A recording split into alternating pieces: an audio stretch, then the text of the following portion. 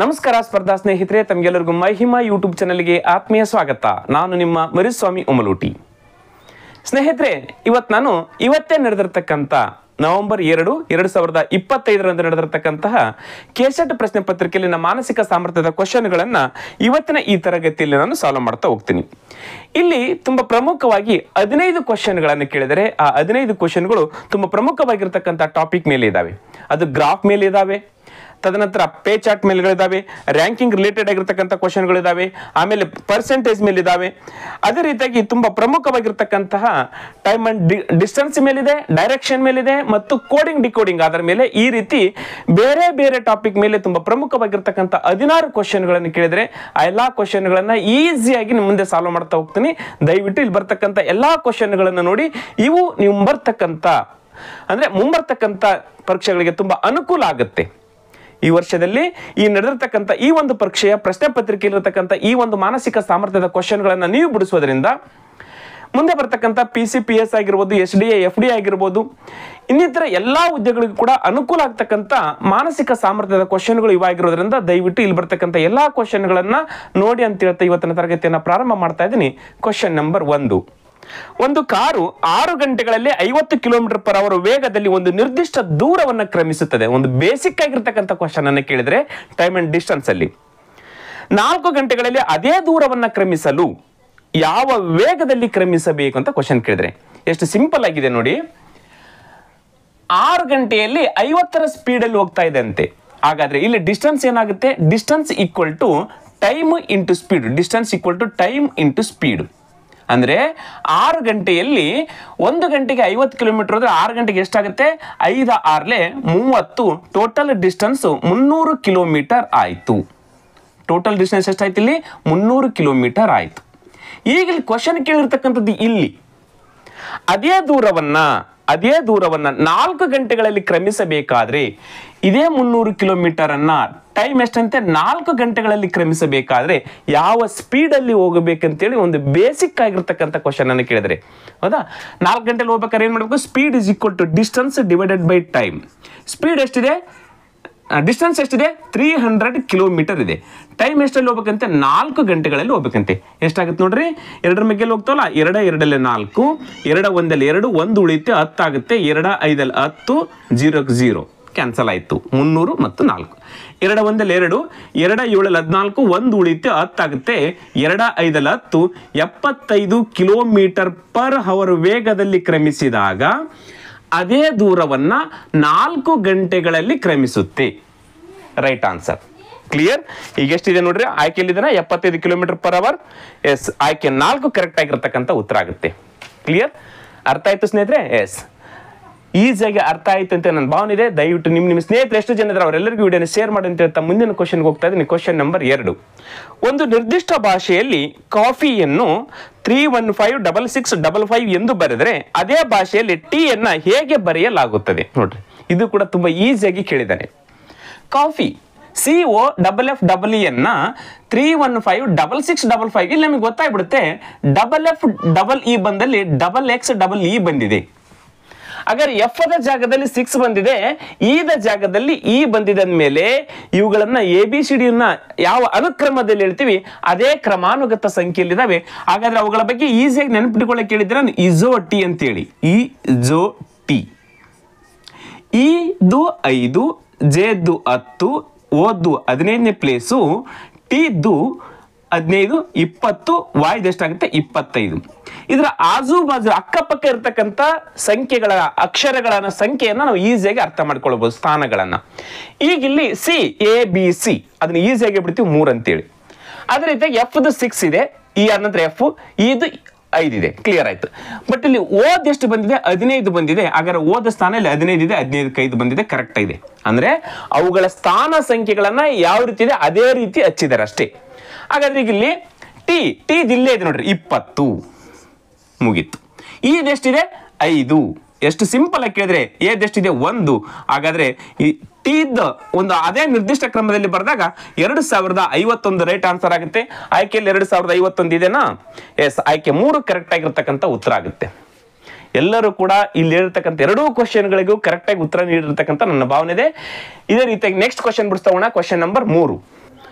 ಒಂದು ಗ್ರಂಥಾಲಯವು ಭಾನುವಾರದಂದು ಸರಾಸರಿ 400 ಸಂದರ್ಶಕರನ್ನು ಮತ್ತು ಬೇರೆ ದಿನಗಳಂದು 100 ಸಂದರ್ಶಕರನ್ನ ಹೊಂದಿದೆ. ನೋಡ್ರಿ, ಇಲ್ಲೇ ಸ್ವಲ್ಪ ಡಿಫಿಕಲ್ಟ್ ಆಗಿರ್ತಕ್ಕಂಥ ಕ್ವಶನ್ ಬರ್ತಾ ಇದೆ. ಶನಿವಾರದಿಂದ ಪ್ರಾರಂಭವಾಗುವ 30 ದಿನಗಳಿರುವ ಒಂದು ತಿಂಗಳಿನಲ್ಲಿ ದಿನವೊಂದರ ಸರಾಸರಿ ಸಂದರ್ಶಕರ ಸಂಖ್ಯೆ ಎಷ್ಟು? ನೋಡ್ರಿ, ಇಲ್ಲಿ 30 ದಿನಗಳಿರ್ತಕ್ಕಂಥ ಒಂದು ತಿಂಗಳ ಇದೆ. 30 ದಿನಗಳನ್ನ ಹೊಂದಿರತಕ್ಕಂಥ ಒಂದು ತಿಂಗಳು. ಅವ್ರು ಕ್ಲಿಯರ್ ಆಗಿ ಹೇಳಿದರೆ, ಭಾನುವಾರದಂದು 400 ಜನ ಸಂದರ್ಶಕ ಅಂದ್ರೆ 400 ಜನ ಓದ್ಲಿಕ್ಕೆ ಬರ್ತಾ ಇದ್ದಾರೆ, ಓನ್ಲಿ ಸಂಡೇ ಮಾತ್ರ. ರಿಮೈನಿಂಗ್ ಡೇಸ್ ಏನಿದೆ 100 ಜನರು ಸಂದರ್ಶಕರು ಬರ್ತಾ ಇದ್ದಾರೆ. ಹಾಗಾದ್ರೆ ಟೋಟಲ್ ಆಗಿ ಆ ಮಂತ್ ಎವರೇಜ್ ಮಾಡಿದ್ರೆ ಎಷ್ಟು ಜನ ಸಂದರ್ಶಕರು, ಎಷ್ಟು ಜನ ಅಲ್ಲಿ ಓದ್ಲಿಕ್ಕೆ ಬರ್ತಾ ಇದ್ದಾರೆ ಅಂತ ಅರ್ಥ ಆಗುತ್ತೆ. ಏನಿದೆ ನೋಡಿ, ಹಾಗಾದ್ರೆ ಈ ತಿಂಗಳ ಶನಿವಾರದಂದು ಪ್ರಾರಂಭ ಆಗುತ್ತೆ. ನೋಡ್ರಿ, ಈ ತಿಂಗಳು ಯಾವ ವಾರದಿಂದ ಪ್ರಾರಂಭ ಆಗುತ್ತೆ? 1ನೇ ತಾರೀಕು ಶನಿವಾರದಿಂದ ಪ್ರಾರಂಭ ಆಗುತ್ತೆ. ಹಾಗಾದ್ರೆ 1ನೇ ತಾರೀಕು ಶನಿವಾರದಿಂದ ಪ್ರಾರಂಭವಾಗಿದ್ರೆ ಆ ತಿಂಗಳಲ್ಲಿ ರವಿವಾರ ಎಷ್ಟು ಬರ್ತಾ ನೋಡ್ಕೊಳ್ಬೇಕು ನಾವು. ರವಿವಾರ ಎಷ್ಟು ಬರ್ತವೆ? ನಾವಿಲ್ಲಿ ಶನಿವಾರ ರವಿವಾರ ಅಂತ ಹಿಡಿದು ಕಂಪ್ಲೀಟ್ ಆಗಿ ಒಂದು ವಾರ ಬರೆಯೋದರ ಬದಲಾಗಿ ಎಕ್ಸಾಮ್ ಅಲ್ಲಿ ಸಮಯ ಉಳಿಸ್ಬೇಕಂತಂದ್ರೆ 1ನೇ ತಾರೀಕು ಶನಿವಾರ ಆದ್ರೆ ನೆಕ್ಸ್ಟ್ ರವಿವಾರ ಎಷ್ಟನೇ ತಾರೀಕು ಇರುತ್ತೆ? 2ನೇ ತಾರೀಕು ಇರುತ್ತೆ. ನಮಗೆ ಬೇಕಾಗಿರ್ತಕ್ಕಂಥದ್ದು ರವಿವಾರ. ಅಲ್ಲಿ ಮಾತ್ರ ಏನಾಗ್ತಾರೆ? 400 ಜನ ಬರ್ತಾ ಇದ್ದಾರೆ. ಹಾಗಾದ್ರೆ ರವಿವಾರ 2ನೇ ತಾರೀಕು ಆದ್ರೆ ನೆಕ್ಸ್ಟ್ ರವಿವಾರ ಎಷ್ಟನೇ ತಾರೀಕು ಇರುತ್ತೆ? 2ಕ್ಕೆ 7 ಸೇರಿಸಬೇಕು. ಒಂದು ವಾರಕ್ಕೆ 7 ದಿನಗಳು, 7 ಸೇರಿಸಿದ್ರೆ 2ಕ್ಕೆ 7 ಸೇರಿಸಿದ್ರೆ 9. ಹಾಗಾದ್ರೆ 9ನೇ ತಾರೀಕು ಕೂಡ ರವಿವಾರ ಇರುತ್ತೆ. 9ಕ್ಕೆ ಮತ್ತೆ 7 ಸೇರಿಸಿ ಎಷ್ಟಾಗುತ್ತೆ? 16ನೇ ತಾರೀಕು ರವಿವಾರ ಇರುತ್ತೆ. ಹೌದು ತಾನೆ? ನೆಕ್ಸ್ಟ್ 16ಕ್ಕೆ ಮತ್ತೆ 7 ಸೇರಿಸಿ ಎಷ್ಟಾಗುತ್ತೆ? 23 ರವಿವಾರ ಇರುತ್ತೆ. 23ಕ್ಕೆ 7 ಸೇರಿಸಿ ಎಷ್ಟಾಗುತ್ತೆ? 30. ನೋಡ್ರಿ, ಲಾಸ್ಟ್ ಡೇ ಆ ತಿಂಗಳಿನ 30 ತಾನೆ. ಹಾಗಾದ್ರೆ ಲಾಸ್ಟ್ ಡೇ ಎಷ್ಟಿರುತ್ತೆ? 30 ತಾರೀಕು ಬರುತ್ತಲ್ಲ, ಅವತ್ತು ಕೂಡ ಸಂಡೇ ಇರುತ್ತೆ. ಹಾಗಾದ್ರೆ ಆ ತಿಂಗಳಲ್ಲಿ ಸಂಡೇ ಎಷ್ಟು ಬರುತ್ತೆ? 1 2 3 4 5 ಸಂಡೇಗಳು ಬರ್ತವೆ. ಎಷ್ಟು ಬರ್ತವೆ? ರವಿವಾರಗಳು ಎಷ್ಟು ಬರ್ತವೆ? ರವಿವಾರಗಳು 5 ಬರ್ತವೆ. ಉಳಿದಿರ್ತಕ್ಕಂಥ ದಿನಗಳು ಎಷ್ಟು ಬರ್ತವೆ? ಉಳಿದ ದಿನಗಳು ಎಷ್ಟು ಬರ್ತವೆ? 30ರಲ್ಲಿ 5 ದಿನಗಳ ರವಿವಾರ ಆದ್ರೆ ಉಳಿದಿರ್ತಕ್ಕಂಥ 25 ದಿನಗಳು ರವಿವಾರ ಬಿಟ್ಟು ಉಳಿದಿರ್ತಕ್ಕಂಥ ದಿನಗಳು ಬರ್ತವೆ. ಹೌದಾ? ಕ್ಲಿಯರ್ ಆಯ್ತಿದ್ದು? ಹಾಗಾದ್ರೆ ಈ ರವಿವಾರ ಎಷ್ಟು ಜನ ಬರ್ತಾರಂತೆ? 400 ಜನ ಬರ್ತಾ ಇದಾರೆ. ಹಾಗಾದ್ರೆ ಉಳಿದಿರ್ತಕ್ಕಂಥ ದಿನದಲ್ಲಿ 100 ಜನ ಬರ್ತಾರೆ. ಹಾಗಾದ್ರೆ ಟೋಟಲ್ ಎಷ್ಟು ಜನರು ಬಂದಂಗಾಯ್ತು? 4 5 20, 2000 ಜನ ರವಿವಾರ ಬಂದಂಗಾಯ್ತು ಒಂದು ತಿಂಗಳಲ್ಲಿ. ನೆಕ್ಸ್ಟ್ ಇದು 25 ಒಂದಲ್ಲಿ 25, ಮುಂದೆ 2 ಜನ 2500 ಜನ ಉಳಿದಿರ್ತಕ್ಕಂಥ ದಿನ ಬಂದಂಗಾಯ್ತು. ಹಾಗಾದ್ರೆ ಟೋಟಲ್ ಆ ತಿಂಗಳಲ್ಲಿ 2000 ಇದೊಂದು 2500, 4500 ಜನ ವಿಸಿಟ್ ಮಾಡಿದಂಗೆ ಆಯ್ತು ಒಂದು ತಿಂಗಳಲ್ಲಿ. ಇದನ್ನ ನಾವು ಎವರೇಜ್ ಅಲ್ಲಿ ಹೇಳ್ಬೇಕಂತೆ. ಎವರೇಜ್ ಅಂತಂದ್ರೆ 30 ದಿನಕ್ಕೆ 4500 ಜನ ಬಂದ್ರೆ ದಿನಕ್ಕೆ ಎಷ್ಟು ಜನ ಬಂದಂಗಾಯ್ತು ಎವರೇಜ್ ಅಲ್ಲಿ ಹೇಳ್ಬೇಕು. ಒಂದು ದಿನಕ್ಕೆ ಎಷ್ಟು ಬಂದಂಗಾಯ್ತು ಅಂತೇಳಿ. ಹಾಗಾದ್ರೆ ಎವರೇಜ್ ಎಷ್ಟಾಗುತ್ತೆ? 4500. ಇದು ಎಷ್ಟು ದಿನಕ್ಕೆ? 30 ದಿನಕ್ಕೆ ಅಂತ ಡಿವೈಡೆಡ್ ಬೈ 30. ಈ 0 ಕ್ಯಾನ್ಸಲ್, ಈ 0 ಕ್ಯಾನ್ಸಲ್. 3 1 3, 3 ಮಗ್ಗಿಗೆ 450 ಕ್ಯಾನ್ಸಲ್ ಮಾಡಬೇಕು. 3 1 3, 1 ಉಳಿತು 15 ಆಗುತ್ತೆ. 3 5 15. ಕ್ಲಿಯರ್ ಆಯ್ತು? ಒಂದು 0 ಉಳಿತು. ಹಾಗಾದ್ರೆ ಎವರೇಜ್ ಅಲ್ಲಿ ಎಷ್ಟು ದಿನ ಬಂದಂಗಾಯ್ತು? ಎಷ್ಟು ಜನರು ವಿಸಿಟ್ ಮಾಡಿದಂಗಾಯ್ತು? 150 ಜನರು ವಿಸಿಟ್ ಮಾಡಿದಂಗೆ ಆಗುತ್ತೆ ಒಂದು ತಿಂಗಳಲ್ಲಿ ಎವರೇಜ್ ಅನ್ನ ನಾವು ಕಂಡುಕೊಂಡಾಗ. ರವಿವಾರ 400 ಜನ ಬರಬಹುದು, ಆದ್ರೆ ಕಂಪ್ಲೀಟ್ ಆ ದಿನದ ಆ ತಿಂಗಳಿಂದ ನಾವು ಎವರೇಜ್ ಲೆಕ್ಕ ಹಾಕಿದಾಗ 150 ಜನ ವಿಸಿಟ್ ಮಾಡಿದಂಗಾಗುತ್ತೆ ಪ್ರತಿದಿನ. 150 ಇದೆನಾ ಆಯ್ಕೆಯಲ್ಲಿ? ಎಸ್, ಆಯ್ಕೆ 2 ಕರೆಕ್ಟ್ ಆಗಿರ್ತಕ್ಕಂಥ ಉತ್ತರ ಆಗುತ್ತೆ. ಕ್ಲಿಯರ್? ಗೊತ್ತಾಯ್ತು? ಎಸ್, ಮುಂದಿನ ಕ್ವಶನ್ ಹೋಗೋಣ. Question number 4. ಒಂದು ನಿರ್ದಿಷ್ಟ ಸಾಂಕೇತಿಕ ಭಾಷೆಯಲ್ಲಿ ಟ್ರಿಯೇಟ್ ಅನ್ನು RHTTIE ಎಂದು ಬರೆಯಲಾಗಿದೆ. ಪಿಯರ್ಲಿಯನ್ನು ಅದೇ ಸಂಕೇತದಲ್ಲಿ ಹೇಗೆ ಬರೆಯಬಹುದು? ನೋಡ್ರಿ, ಇದು ಕೂಡ ಎಷ್ಟು ಸಿಂಪಲ್ ಕೇಳಿದರೆ. ಇಲ್ಲಿ ನೋಡಿದ ತಕ್ಷಣ ಗೊತ್ತಾಗುತ್ತೆ ಈ ಒಂದು ಇಲ್ಲಿರ್ತಕ್ಕಂಥ ಲೆಟರ್ಸ್ಗಳೇ ಇಲ್ಲಿದಾವೆ, ಬಟ್ ಅವು ಸ್ಥಾನ ಪಲ್ಲಟ ಆಗಿದಾವೆ ಅಷ್ಟೇ. ಅವು ಇರಬೇಕಾಗಿರ್ತಕ್ಕಂಥ ಪ್ಲೇಸ್ ಅಲ್ಲಿ ಬೇರೆ ಕಡೆಗೆ ಇದಾವೆ, ಬಟ್ ಅಲ್ಲಿರ್ತಕ್ಕಂಥ ಅಕ್ಷರಗಳನ್ನೇ ಇದಾವೆ. ಹಾಗಾದ್ರೆ ಅವು ಯಾವ ಅನುಕ್ರಮದಲ್ಲಿ ಜೋಡಣೆ ಆಗಿದೆ ನೋಡ್ಕೊಳ್ಬೇಕು. ಇಲ್ಲಿ ನೋಡಿ, ಇಲ್ಲಿರ್ತಕ್ಕಂಥ 6 ಲೆಟರ್ಸ್ಗಳಲ್ಲಿ ಮೊದಲು 3 ಲೆಟರ್ಸ್ RHT ಅಂತ ಇದೆ. RHT ಅಂದ್ರೆ R ಇಲ್ಲಿದೆ, H ಇಲ್ಲಿದೆ, T ಇದೆ. ಅಂದ್ರೆ ಮೊದಲ 3 ಲೆಟರ್ ಅನ್ನ ಬಲದಿಂದ ಎಡಕ್ಕೆ ಬರೆದಿದ್ದಾರೆ. ಎಡದಿಂದ ಬಲಕ್ಕೆ ಅಲ್ಲ, ಬಲದಿಂದ ಎಡಕ್ಕೆ ಮೊದಲ 3 ಲೆಟರ್ ಅನ್ನ ಇಲ್ಲಿ ಏನ್ ಮಾಡ್ರೆ ಬಲದಿಂದ ಎಡಕ್ಕೆ, ಎಡದಿಂದ ಬಲಕ್ಕೆ ಬರೆದ್ರೆ. ನೆಕ್ಸ್ಟ್ ಉಳಿದಿರ್ತಕ್ಕಂಥ 3 ಲೆಟರ್ ಅನ್ನು ಕೂಡ ಅವುಗಳನ್ನು ಕೂಡ ಬಲದಿಂದ ಎಡಕ್ಕೆ ಇರ್ತಕ್ಕಂಥ ಇಲ್ಲಿ ಏನ್ ಮಾಡ್ರೆ ಎಡದಿಂದ ಬಲಕ್ಕೆ ಬರೆದಿದ್ದಾರೆ. ಕ್ಲಿಯರ್ ಆಯ್ತಾ? ಇದು ಮೂರ್ ಲೆಟರ್ನ ತೆಗೆದ್ರೆ ಅವು ಹಿಂದಗಡೆಯಿಂದ ಬರೆದಿದ್ದಾರೆ. ನಾವು ಅದೇ ರೀತಿಯಾಗಿ ಇಲ್ಲಿ ಏನ್ ಮಾಡಬೇಕು, ಇಲ್ಲಿರ್ತಕ್ಕಂಥ ಈ 3 ಲೆಟರ್ನ ಮೊದಲು ಇಲ್ಲಿ ಪಿ ಇ ಎ ಇರೋದನ್ನ ಎ ಇ ಪಿ ಎಂದು ಬರಿಬೇಕು. ಎ ಇ ಪಿ ಅಂತ ಬರಿಬೇಕು. Next 3 letter R L Y ಇರೋದನ್ನ ವಾಯ್ ಎಲ್ ಆರ್ ಅಂತ ಬರಿಬೇಕು. Y L R. ನೋಡ್ರಿ ಎಷ್ಟು ಸಿಂಪಲ್ ಹಾಕಿದ್ರಿ. A E P Y L R is right answer. ಆಯ್ಕೆ ಎಲ್ಲಿದೆನಾ? A E P Y L R ಆಯ್ಕೆ 3 ಕರೆಕ್ಟ್ ಆಗಿರ್ತಕ್ಕಂಥ ಉತ್ತರ. ಕ್ಲಿಯರ್ ಗೊತ್ತಾಯ್ತು? ಎಸ್, ನೆಕ್ಸ್ಟ್ ಕ್ವಶನ್ ಕೂಡ ಕ್ವಶನ್ ನಂಬರ್ 5. ಒಬ್ಬ ಪೊಲೀಸನು 20 ಕಿಲೋಮೀಟರ್ ಪೂರ್ವಕ್ಕೆ ಹೋಗುತ್ತಾನೆ ಮತ್ತು ದಕ್ಷಿಣಕ್ಕೆ 30 ಕಿಲೋಮೀಟರ್ ಸಾಗುತ್ತಾನೆ. ತದನಂತರ ತನ್ನ ಎಡಕ್ಕೆ ತಿರುಗಿ 10 ಕಿಲೋಮೀಟರ್ ಸಾಗುತ್ತಾನೆ. ಅವನು ಪ್ರಾರಂಭದ ಬಿಂದುವಿನಿಂದ ಎಷ್ಟು ದೂರದಲ್ಲಿದ್ದಾನೆ? ನೋಡ್ರಿ, ತುಂಬಾ ಭಿನ್ನವಾಗಿರ್ತಕ್ಕಂಥ ಪೈಥಾಗೋರಸ್ನ ಪ್ರಮೇಯದ ಮೇಲಿರ್ತಕ್ಕಂಥ ಕ್ವಶನ್ ಇದು. ಹೌದಾ? ಭಿನ್ನ ಅಂದ್ರೆ ನಾವು ಇಲ್ಲಿವರೆಗೂ ಪೈಥಾಗೋರಸ್ನ ತ್ರಿವಳಿಗಳ ಬಗ್ಗೆ ಹೇಳ್ತಾ ಇದ್ವಿ. 3, 4, 5, 6, 8, 10 ಈ ರೀತಿಯಾಗಿರ್ತಕ್ಕಂಥ ಪೈಥಾಗೋರಸ್ನ ಪ್ರಮೇಯ ತ್ರಿವಳಿಗಳು ಇದ್ದು ಪ್ರಮೇಯದಲ್ಲಿ. ಬಟ್ ಇಲ್ಲಿ ನೋಡಿ ಯಾವ ರೀತಿ ಅದ. ಒಬ್ಬ ಪೊಲೀಸ್ 20 ಕಿಲೋಮೀಟರ್ ಪೂರ್ವಕ್ಕೆ ಹೋಗ್ತಾನೆ. ನಮಗೆ ಗೊತ್ತು ಪೂರ್ವ ಈ ಕಡೆ ಇದೆ, ಮ್ಯಾಪ್ ಗೊತ್ತಲ್ಲ? ಎಸ್, ಹೌದಾ? ಇದು ಪೂರ್ವ, ಪಶ್ಚಿಮ, ಉತ್ತರ, ದಕ್ಷಿಣ. ಮೊದಲು ಇಲ್ಲಿಂದ ಸ್ಟಾರ್ಟ್ ಆಗ್ತದೆ, ಸ್ಟಾರ್ಟಿಂಗ್ ಪಾಯಿಂಟ್ ಇದು. ಪೂರ್ವಕ್ಕೆ 20 ಮೀಟರ್ ಅಂತೆ, ಪೂರ್ವಕ್ಕೆ 20 ಮೀಟರ್. ಇಲ್ಲಿ ಬಂದ ಇದೆಷ್ಟು ಮೀಟರ್? 20 ಮೀಟರ್ ಪೂರ್ವಕ್ಕೆ ಬಂದ 20 ಕಿಲೋಮೀಟರ್. ಹೌದಾ? ಕಾಣಿಸುತ್ತಾ? ಎಸ್. ನೆಕ್ಸ್ಟ್ ದಕ್ಷಿಣಕ್ಕೆ ತಿರುಗಿ 30 ಕಿಲೋಮೀಟರ್. ದಕ್ಷಿಣ ಅಂದ್ರೆ ಯಾವ ಕಡೆ? ಕೆಳಗಡೆ. ಹೌದು ತಾನೆ? ತನ್ನ ಬಲಕ್ಕೆ. ಹೌದಾ? ದಕ್ಷಿಣಕ್ಕೆ ತಿರುಗಿ 30 ಕಿಲೋಮೀಟರ್ ಹೋಗ್ತಾ ಇದ್ದಾನೆ. ನೋಡ್ರಿ, ಇಲ್ಲಿ ನಾವು ತೆಗೆದುಕೊಳ್ತಕ್ಕಂಥದ್ದು ಅಂದಾಜಿದ್ರು ಕೂಡ ಈ 30ಕ್ಕಿಂತ ಸ್ವಲ್ಪ ಜಾಸ್ತಿನೇ ತೆಗೆದುಕೊಳ್ಬೇಕು, 20ಕ್ಕಿಂತ ಜಾಸ್ತಿನೇ ತೆಗೆದುಕೊಳ್ಬೇಕು. ಇಲ್ಲಿಗಾಗುತ್ತೆ ಇದೆಷ್ಟಾಗುತ್ತೆ? 30 ಕಿಲೋಮೀಟರ್ ಆಯ್ತು. ಆಯ್ತಾ? ಇದು 30 ಕಿಲೋಮೀಟರ್ ಇಲ್ಲಿ ಬಂದು ನಿಂತ್ಕೊಂಡ. ನೆಕ್ಸ್ಟ್ ಇಲ್ಲಿ ನೋಡ್ರಿ ಏನ್ ಮಾಡಿದಾನೆ, ತನ್ನ ಎಡಕ್ಕೆ ತಿರುಗಿ 10 ಕಿಲೋಮೀಟರ್ನ ಸಾಕ್ತಾ ಇದ್ದಾನೆ. ಎಡಕ್ಕೆ, ಲೆಫ್ಟ್ ಟರ್ನ್. ಈ ಕಡೆ ದಕ್ಷಿಣ ಅಭಿಮುಖವಾಗಿ ಬರ್ತಕ್ಕಂಥ ವ್ಯಕ್ತಿ ಲೆಫ್ಟ್ಗೆ ಟರ್ನ್ ಆಗ್ತಾ ಇದ್ದಾನೆ ಅಂತ ಹೇಳಿದ್ರೆ ಪೂರ್ವಕ್ಕೆ ಹೋಗ್ತಾ ಇದ್ದಾನೆ ಅಂತ ಅರ್ಥ. ಪೂರ್ವಕ್ಕೆ ಎಷ್ಟು ಹೋಗ್ತಾ ಇದ್ದಾನೆ? 10 ಕಿಲೋಮೀಟರ್ ಹೋಗ್ತಾ ಇದ್ದಾನೆ. ಸ್ಟಾಪ್ ಆಯ್ತು ಇಲ್ಲಿ. 10 ಕಿಲೋಮೀಟರ್ ಹೋಗಿ ಇಲ್ಲಿ ಸ್ಟಾಪ್ ಆದ. ಇದು 10 ಕಿಲೋಮೀಟರ್. ಕ್ವಶನ್ ಕೇಳಿದ್ದೇನು? ಹಾಗಾದ್ರೆ ಈಗ ಇದು ಎಂಡಿಂಗ್ ಪಾಯಿಂಟು, ಇದು ಸ್ಟಾರ್ಟಿಂಗ್ ಪಾಯಿಂಟು. ಈ ಕ್ವಶನ್ ಕೇಳಿದ್ದು ಇಲ್ಲಿಂದ ಇಲ್ಲಿಗಿರ್ತಕ್ಕಂಥ ದೂರ ಎಷ್ಟಂತ ಕ್ವಶನ್ ಕೇಳಿದ್ದಾರೆ. ಇಲ್ಲಿಂದ ಇಲ್ಲಿಗಿರ್ತಕ್ಕಂಥ ದೂರ. ನಾವಿಲ್ಲೇ ಲಂಬಕೋನ ತ್ರಿಭುಜದ ಬಗ್ಗೆ ಸ್ವಲ್ಪ ನೋಡ್ಕೊಳ್ಬೇಕು. ಲಂಬಕೋನ ತ್ರಿಭುಜ ಅಂದ ತಕ್ಷಣ ಇಲ್ಲಿ 20 ಇದೆಲ್ಲ. ಎಸ್, ಅದೇ ರೀತಿಯಾಗಿ ಇಲ್ಲಿ 20 ತಗೋಬೇಕು. ಹೌದಾ? ಇಲ್ಲಿ 20 ಹಿಂಗೆ ಹಾಕೊಂಡ್ಬಿಡ್ತೀನಿ. ಇದು ಎಷ್ಟಾಗುತ್ತೆ? ಇದು 20, ಇದು 10, ಟೋಟಲ್ 30 ಆಯ್ತು ಈಗ ನಮ್ಗೆ ಇಲ್ಲಿಂದ ಇಲ್ಲಿಗೆ. ಈಗ ಇಲ್ಲಿದ್ದಿಲ್ಲಿಗೆ ನೋಡಿ, ಟೋಟಲ್ ಇಲ್ಲಿದ್ದು ಹಾಕ್ಬಿಡ್ತೀನಿ. ಇದು 30 ಇದೆಲ್ಲ, ಇದು ಕೂಡ 30 ಆಯ್ತು. ಈಗ ಇದು 30 ಆಯ್ತು, ಇದು ಕೂಡ 30 ಆಯ್ತು. ಹಾಗಾದ್ರೆ ಪೈಥಾಗೋರಸ್ನ ಪ್ರಮೇಯದಲ್ಲಿ ಈ ತ್ರಿವಳಿಗಳು ಇಲ್ಲ. ಹೌದಾ? ಇಲ್ಲಿ ನೋಡ್ರಿ, ಇದೊಂದು ಲಂಬಕೋನ ತ್ರಿಭುಜ. ಈ ಲಂಬಕೋನ ತ್ರಿಭುಜದಲ್ಲಿ ಇದು 30 ಇದೆ, ಇದು 30 ಇದೆ ಅಂದ್ರೆ ಇದು ಎಷ್ಟಿರುತ್ತಂತೇಳಿ ಈಗ ಪ್ರೆಸೆಂಟ್ ಕ್ವಶನ್ ಕೇಳಿದಾನೆ. ಇದು ಒಂದ್ ವೇಳೆ ಇದು 30 ಇದ್ದು ಇದು 40 ಇತ್ತಂದ್ರೆ ಯಾವುದೇ ಲೆಕ್ಕ ಮಾಡೋದು ಬೇಕಾಗಿರ್ತಕ್ಕಂಥಲ್ಲ. ಇದು 50 ಅಂತ ಹಚ್ಚಿ ಬಿಡ್ತಿದ್ವಿ ನಾವು. ಬಟ್ ಇಲ್ಲಿ ಚೇಂಜಸ್ ಮಾಡಿದ್ದಾನೆ, ಎರಡು ಸೇಮ್ ಕೊಟ್ಟಿದ್ದಾನೆ. ಹಾಗಾದ್ರೆ ಇಲ್ಲಿ ಏನು ಬರುತ್ತೆ? ಇದು 30, ಇದು 30 ಬಂದ್ರೆ ಇದು ಏನು ಬರುತ್ತೆ? ಇಲ್ಲಿ ನಾವು ಆಪ್ಷನ್ ವೆರಿಫೈ ಮಾಡೋದ್ರ ಮುಖಾಂತರ ಕೂಡ ಕಂಡುಹಿಡ್ಕೊಳ್ಬಹುದು. ಇಲ್ಲಿ ನೋಡಿ, ಆಪ್ಷನ್ ವೆರಿಫೈ ಮಾಡ್ತೀನಿ ಮೊದಲು ನಾನು. ಒಂದದ್ದು 30√2 ಅಂತ ಇದೆ, ಅದನ್ನ ಬಿಟ್ಟು ಬಿಡೋಣ. 20 ಅದ ನೋಡ್ರಿ. ಇದು 30 ಇದ್ದು ಇದು 30 ಇದ್ದು ವಿಕರ್ಣ 20 ಇರುತ್ತೇನು? 30ಕ್ಕಿಂತ ಜಾಸ್ತಿನೇ ಇರುತ್ತೆ. ಹೌದು ತಾನೆ? ಯಾಕಂದ್ರೆ ಇವೆರಡಕ್ಕಿಂತ ದೊಡ್ಡದೇ ಇರುತ್ತೆ ವಿಕರ್ಣ. ಇದು 30 ಇದು 40 ಇದ್ರೆ 50 ಇರುತ್ತೆ ಇದು. ಹಾಗಾದ್ರೆ ಇದು 20 ಇರ್ಲಿಕ್ಕೆ ಸಾಧ್ಯತೆ ಇಲ್ಲ. 10 ಇರುತ್ತೇನು? 10ನೂ ಇಲ್ಲ, ಚಾನ್ಸಸ್ ಇಲ್ಲ. ಹಾಗಾದ್ರೆ ನೆಕ್ಸ್ಟ್ 40 ಅಂತ ಇದೆ. 40 ಕನ್ಫ್ಯೂಷನ್ ಆಗುತ್ತೆ. ಬಟ್ 40 ಇರ್ಲಿಕ್ಕೆ ಚಾನ್ಸಸ್ ಇಲ್ಲ. ಯಾಕಂದ್ರೆ ಇಲ್ಲಿ 30 ಇದ್ಮೇಲೆ 40 ಇರಲ್ಲ. ಇಲ್ಲಿ 30 ಇದ್ರೆ 50 ಇರುತ್ತೆ. ನಮಗೆ ಒಂದು ಉಳಿಯೋದೀಗ 30√2 ಅಷ್ಟಿದೆ. ನೋಡ ಮತ್ತೆ ರೈಟ್ ಆನ್ಸರ್ ಬರುತ್ತೋ ಇಲ್ಲ ಅಂತೇಳಿ.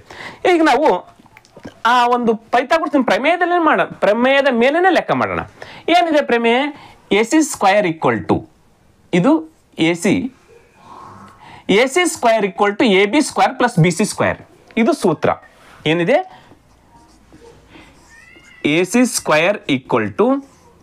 AB² + BC². ಇದು ಸೂತ್ರ. ಅದು ಒಂದು ಪೈಥಾಗೋರಸ್ನ ಪ್ರಮೇಯ. ನಮಗೆ ಬೇಕಾದ್ರೆ AC². AC² ನಾನು ಡೈರೆಕ್ಟ್ ಆಗಿಸ್ತಾ ಇದ್ದೀನಿ. ಇಲ್ಲಿ ಎ ಬಿ ಸ್ಕ್ವೇರ್ ಅದ, ಎ ಬಿ ಸ್ಕ್ವೇರ್ ಡೈರೆಕ್ಟ್ ಆಗಿಸ್ತಾ ಇದ್ದೀನಿ ನಾನು. 30 ಸ್ಕ್ವೇರ್ ಅಂತ ಹಚ್ಚಲ್ಲ. 30 ಸ್ಕ್ವೇರ್ ಅಂದ್ರೆ ಎಷ್ಟಾಗುತ್ತೆ? 3 3 9 900 ಆಗುತ್ತೆ. ನಾನು ಡೈರೆಕ್ಟ್ ಆಗಿಸ್ತಾ ಇದ್ದೀನಿ 900 ಪ್ಲಸ್ ಬಿ ಸಿ ಸ್ಕ್ವೇರ್, ಇದು ಕೂಡ 3 3 ಎಷ್ಟಾಗುತ್ತೆ? 900 ಆಗುತ್ತೆ. ಹೌದಾ? A C square is equal to 900 ಮತ್ತು 900 ಆಯ್ತು. ಹಾಗಾದ್ರೆ ಇವೆರಡು ಕೂಡಿಸ್ಬೇಕು ತಾನೆ? ಯಾಕಂದ್ರೆ A C square equal to 900, ಇದು 900 900 ಎಷ್ಟಾಯ್ತು? 1800 ಆಯ್ತು. ಆಯ್ತಾ? ನಮಗೆ ಬೇಕಾಗಿರೋದು ಎ ಸಿ ಸ್ಕ್ವೇರ್. ಇಲ್ಲಿ ಬೇಕಾಗಿರೋ ನಮಗೆ ಎ ಸಿ ಬೇಕು, ನಮಗೆ ಕೇವಲ ಎ ಸಿ ಬೇಕು, ನಮಗೆ ಇದರದ್ದು ಉದ್ದ ಬೇಕಷ್ಟೇ. A C equal to root of 1800. ಈ 1800 ನಾವು ವರ್ಗಮೂಲ ಯಾವುದಿದೆ ನೋಡ್ಕೊಳ್ಬೇಕು. ಇಲ್ಲ ಅದನ್ನು ಭಾಗ ಮಾಡಬೇಕು. ಇದರಲ್ಲಿ ವರ್ಗಮೂಲ ಇಲ್ಲ ಅಂದ್ರೆ ಇದನ್ನು ಭಾಗ ಮಾಡ್ಬೇಕು. ನಾವು ಯಾವ ರೀತಿ ಭಾಗ ಮಾಡಬೇಕು? ಎ ಸಿ ಈಕ್ವಲ್ ಟು ನೋಡ್ರಿ, ಎ ಸಿ ಈಕ್ವಲ್ ಟು ನಾವು ಈಗಾಗಲೇ 900 ಬಂತು, 30 ವರ್ಗಮೂಲ. ಹಾಗಾದ್ರೆ 900 ಮಗ್ಗೆಲ್ಲ 1800 ಅದಲ್ಲ, 900 ಇಂಟು 2 ನೋಡ್ರಿ, 1800 ತಾನೇ ಆಗಿರೋದು. 900 1800 ತಾನೆ. ಹಾಗಾದ್ರೆ 900 ವರ್ಗಮೂಲ 30 ನಮಗೆ ಗೊತ್ತು ತಾನೆ, ಇಲ್ಲಿ ಆಗಲ್ಲ ಮುಗೀತು. ಹಾಗಾದ್ರೆ ಎ ಸಿ ಈಕ್ವಲ್ ಟು 900, ಇದು ವರ್ಗಮೂಲ 30 ಹೊರಗಡೆ ಬಂತು ವರ್ಗಮೂಲದಿಂದ. ಕ್ಲಿಯರ್ ಆಯ್ತಾ? ಇದು 900 ವರ್ಗಮೂಲ 30 ಹಚ್ಚಿದ್ವಿ. ಬಟ್ ಇದು ಎರಡಕ್ಕೆ ವರ್ಗಮೂಲ ಇಲ್ಲ. ಹಾಗಾದ್ರೆ ಈ ಎರಡನ್ನ ವರ್ಗದ ಒಳಗಡೆ ನೆಚ್ಕೊಂಡ್ಬಿಡ್ತೀವಿ. ಹಾಗಾದ್ರೆ A C equal to 30 root of 2 is right answer. ನೋಡ್ರಿ, ಸಿಂಪಲ್ ಇದೆಯಲ್ಲ? ಎಸ್. ಪೈಥಾಗೋರಸ್ನ ಪ್ರಮೇಯದ ಮೇಲೆ ಅಥವಾ ಲಂಬಕೋನ ತ್ರಿಭುಜದ ಮೇಲೆ ಈ ರೀತಿ ಕೂಡ ಕ್ವಶನ್ಗಳನ್ನು ಕೇಳ್ತಾ ಇದ್ರು. ಇಲ್ಲಿವರೆಗೂ ನಾವು ತ್ರಿವಳಿಗಳ ಬಗ್ಗೆ ಮಾತ್ರ ನೋಡ್ತಾ ಇದ್ವಿ. ಎಸ್. ಇನ್ಮೇಲೆ SDA FDಗಳಲ್ಲಾಗಿರ್ಬೋದು, PC PSI group C ಯಾವುದೇ ಎಕ್ಸಾಮ್ಗಳಲ್ಲಾಗಿರ್ಬೋದು, ಸೆಂಟ್ರಲ್ ಅಲ್ಲಿ ಕೇಳ್ತಕ್ಕಂಥ ಕ್ವಶನ್ಗಳು ರಿಪೀಟ್ ಆಗ್ತಾ ಇದಾವೆ. ಅಲ್ಲಿರ್ತಕ್ಕಂಥ ಕ್ವಶನ್ ಇಲ್ಲಿ ಕೇಳ್ತಾ ಇದ್ದಾನೆ. ನೋಡ್ರಿ, ಈ ರೀತಿಯಾಗಿರ್ತಕ್ಕಂಥ ಕ್ವಶನ್ಗಳು ಕೂಡ ಬರ್ತಾ ಇದ್ದ ಮೇಲೆ ನಾವು ಇನ್ನು ಮುಂದೆ ನೆಕ್ಸ್ಟ್ ಲೆವೆಲ್ ಆಗಿರ್ತಕ್ಕಂಥ ಕ್ವಶನ್ಗಳಿಗೆ ನಾವು ಪ್ರಿಪೇರ್ ಆಗಬೇಕಾಗಿರ್ತಕ್ಕಂಥದ್ದು ಅತ್ಯಂತ ಅನಿವಾರ್ಯ ಅಂತ ಹೇಳ್ತಾ ನೆಕ್ಸ್ಟ್ ಕ್ವಶನ್ ಹೋಗ್ತಾ ಇದ್ದೀನಿ. Question number 6. ಈ ಕೆಳಗಿನ ಸರಣಿಯಲ್ಲಿ ಮುಂದೆ ಏನು ಬರುತ್ತದೆ? ನೋಡ್ರಿ, ಒಂದು ನಂಬರ್ ಸಿರೀಸ್, ಒಂದು ಲೆಟರ್ ಸಿರೀಸ್ ಅನ್ನು ಕೊಟ್ಟಿದ್ದಾರೆ. ಏನ್ ಕೊಟ್ಟಿದ್ದಾರೆ? ZBIJ WDKL TGMN QKOP ಅಂತ ಕೊಟ್ಟಿದ್ದಾರೆ. ನೆಕ್ಸ್ಟ್ ಬರ್ತಕ್ಕಂಥ ಸಿರೀಸ್ ಯಾವ್ದು ಅಂತ ಕ್ವಶನ್ ಕೇಳಿದ್ದಾರೆ. ಪ್ರತಿಯೊಂದರಲ್ಲಿ 4 ಲೆಟರ್ ಇದಾವೆ. ನಾವು ಅಲ್ಲಿರ್ತಕ್ಕಂಥ ಲೆಟರಲ್ಲೇ ಯಾವ ರೀತಿ ಅದಾವ ನೋಡ್ಕೊಳ್ಬೇಕು. ಅಲ್ಲಿ ಗೊತ್ತಾಗ್ಲಿಲ್ಲ ಅಂದ್ರೆ ಇಲ್ಲಿರ್ತಕ್ಕಂಥ ಮೊದಲ ಲೆಟರ್, ಇಲ್ಲಿರ್ತಕ್ಕಂಥ ಮೊದಲ ಲೆಟರ್ಗೆ ನಾವು ಹೊಂದಾಣಿಕೆ ಮಾಡ್ತಾ ಹೋಗ್ಬೇಕು, ನೋಡ್ತಾ ಹೋಗ್ಬೇಕು ಯಾವ ರೀತಿ ಒಂದಕ್ಕೊಂದು ಸಂಬಂಧದಲ್ಲಿದಾವ ಅಂತೇಳಿ.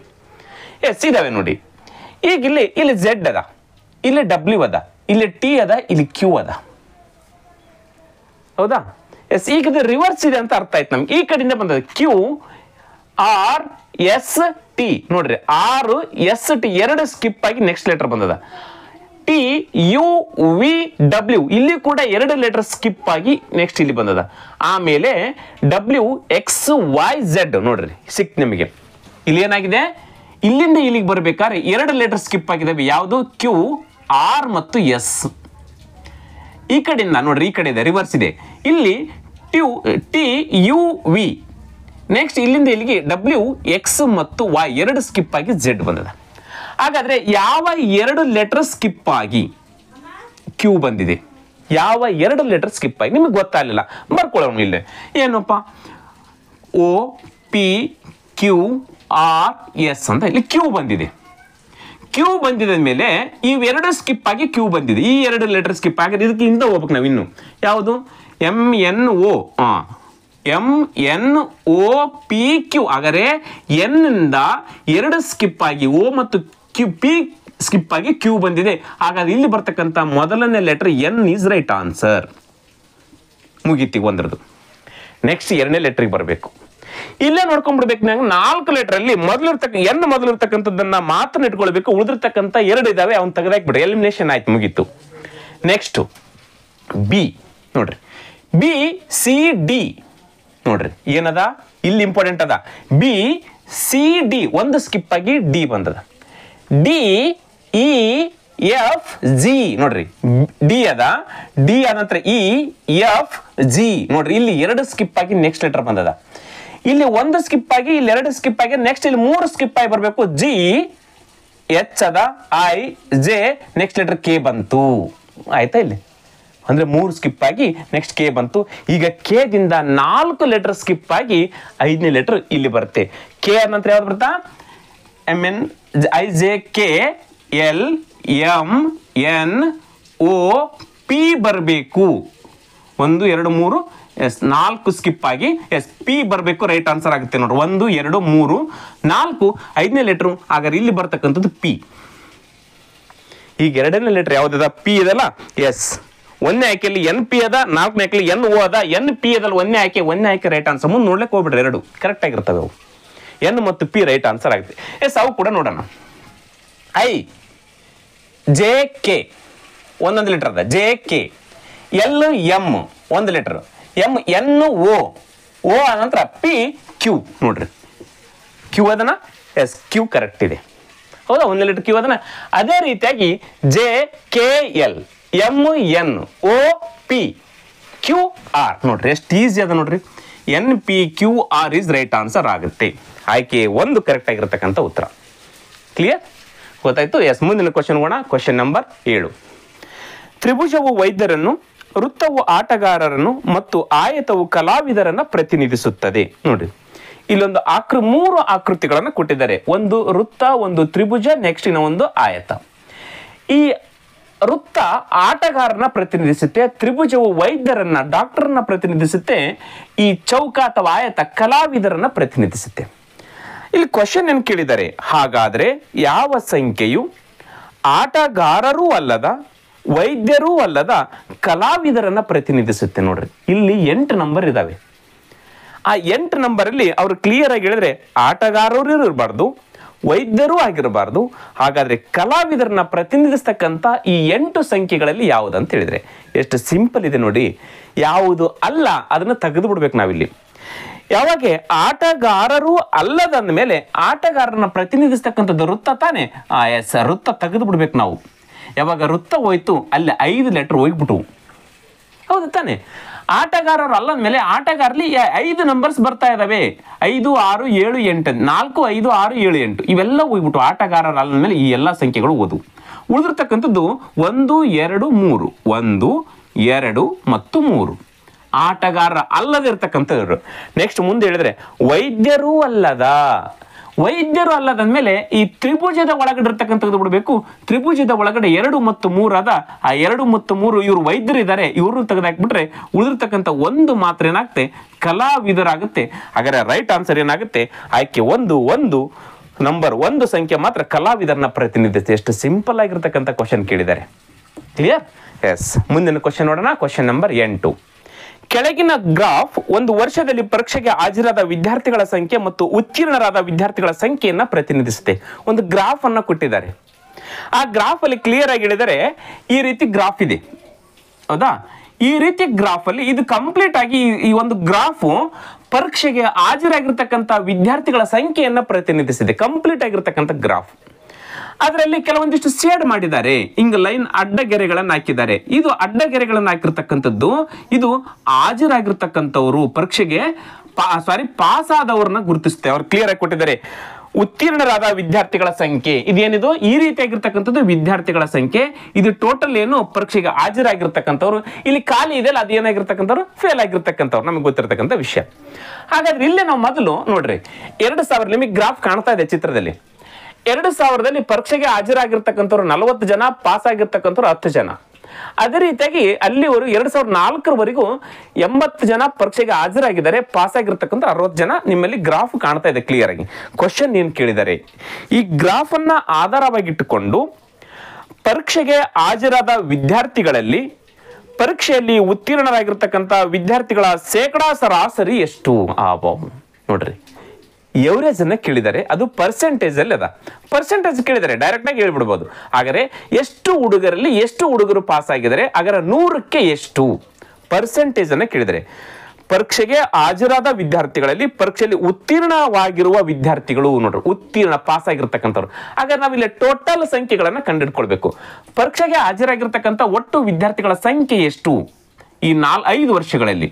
ನೋಡ್ರಿ 0 8 7 15 15 1 6 21 21 1 5 26 26 1 4 30 300 ಜನರು. 26 4 30 300 ಜನರು ಪರೀಕ್ಷೆಗೆ ಹಾಜರಾಗಿರ್ತಕ್ಕಂಥವ್ರು. ಅದರಲ್ಲಿ ಪಾಸ್ ಆಗಿರ್ತಕ್ಕಂಥ ಎಷ್ಟು? 60 40 100 140 170 180 ಜನ ಪಾಸ್ ಆಗಿದ್ದಾರೆ. ನೋಡ್ರಿ 300 ಜನದಲ್ಲಿ 180 ಜನ ಪಾಸ್ ಆಗಿದ್ದಾರೆ.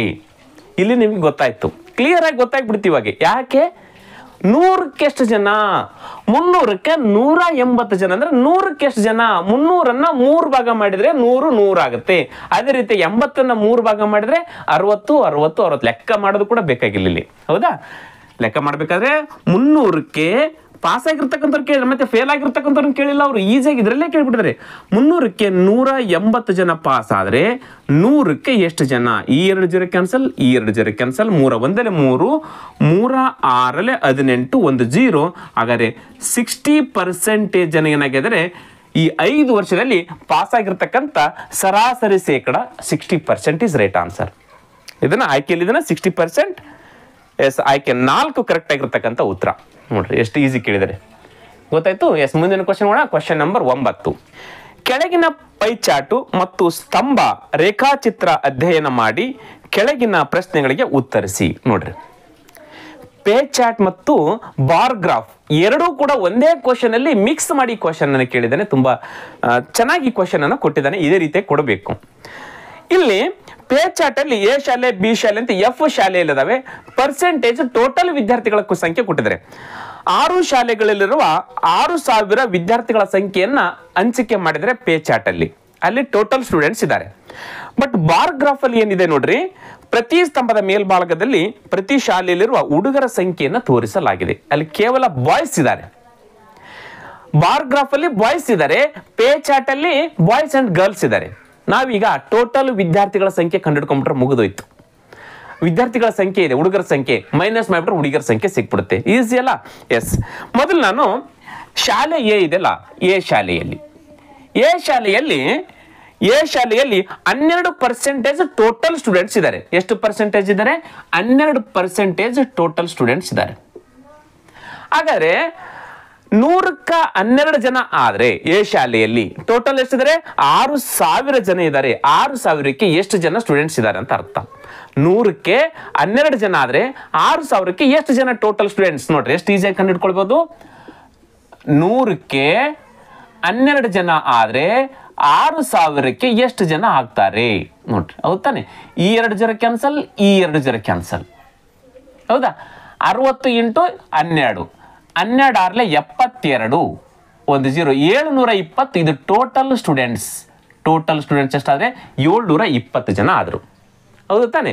ಎಸ್. ನೆಕ್ಸ್ಟ್ ನಾನು ಹುಡುಗರ ಸಂಖ್ಯೆ ಹೋಗೋದಕ್ಕಿಂತ ಮುಂಚೆ ಎಲ್ಲಾ ಶಾಲೆಯಲ್ಲಿ ಟೋಟಲ್ ಸ್ಟೂಡೆಂಟ್ಸ್ ಅನ್ನು ಬರ್ಕೊಂಡ್ಬಿಡೋಣ. ಆಮೇಲೆ ಬಿ ಶಾಲೆಯಲ್ಲಿ ನಾನು ಇದೇ ರೀತಿ ಕಂಟಿನ್ಯೂ ಆಗ್ತಾ ಹೋಗುತ್ತೆ. ಇವೆರಡು 0 ಪರ್ಸೆಂಟೇಜ್ 100 ಯಾವಾಗಲೂ ಇರುತ್ತೆ, 6000 ಯಾವಾಗಲೂ ಇರುತ್ತೆ. ನಾನು ಇಲ್ಲಿ 12ಕ್ಕೆ 60 ಗುಣಾಕಾರ ಮಾಡಿಲ್ಲ, ಅದೇ ರೀತಿ ಇಲ್ಲಿ ಪರ್ಸೆಂಟ್ಗೆ 60ಕ್ಕೆ ಗುಣಾಕಾರ ಮಾಡ್ಕೊಂತ ಹೋಗ್ಬಿಡ್ತೀನಿ. ಬಿ ಶಾಲೆಯಲ್ಲಿ ಏನಂತದ? ಬಿ ಶಾಲೆ 9% ಅದ. 9% ಸ್ಟೂಡೆಂಟ್ಸ್ ಇದ್ದಾರೆ. ಹೌದಾ? ಹಾಗಾದ್ರೆ ನೋಡ್ರಿ, ನಾನು ಈ ರೀತಿ ಬರಬೇಕಾದ್ರೆ 100ಕ್ಕೆ 9 ಜನ ಇದ್ರೆ 6000ಕ್ಕೆ ಎಷ್ಟು ಜನ ಇದ್ದಾರೆ ಅಂತ ಇದೆ. ಹೌದಾ?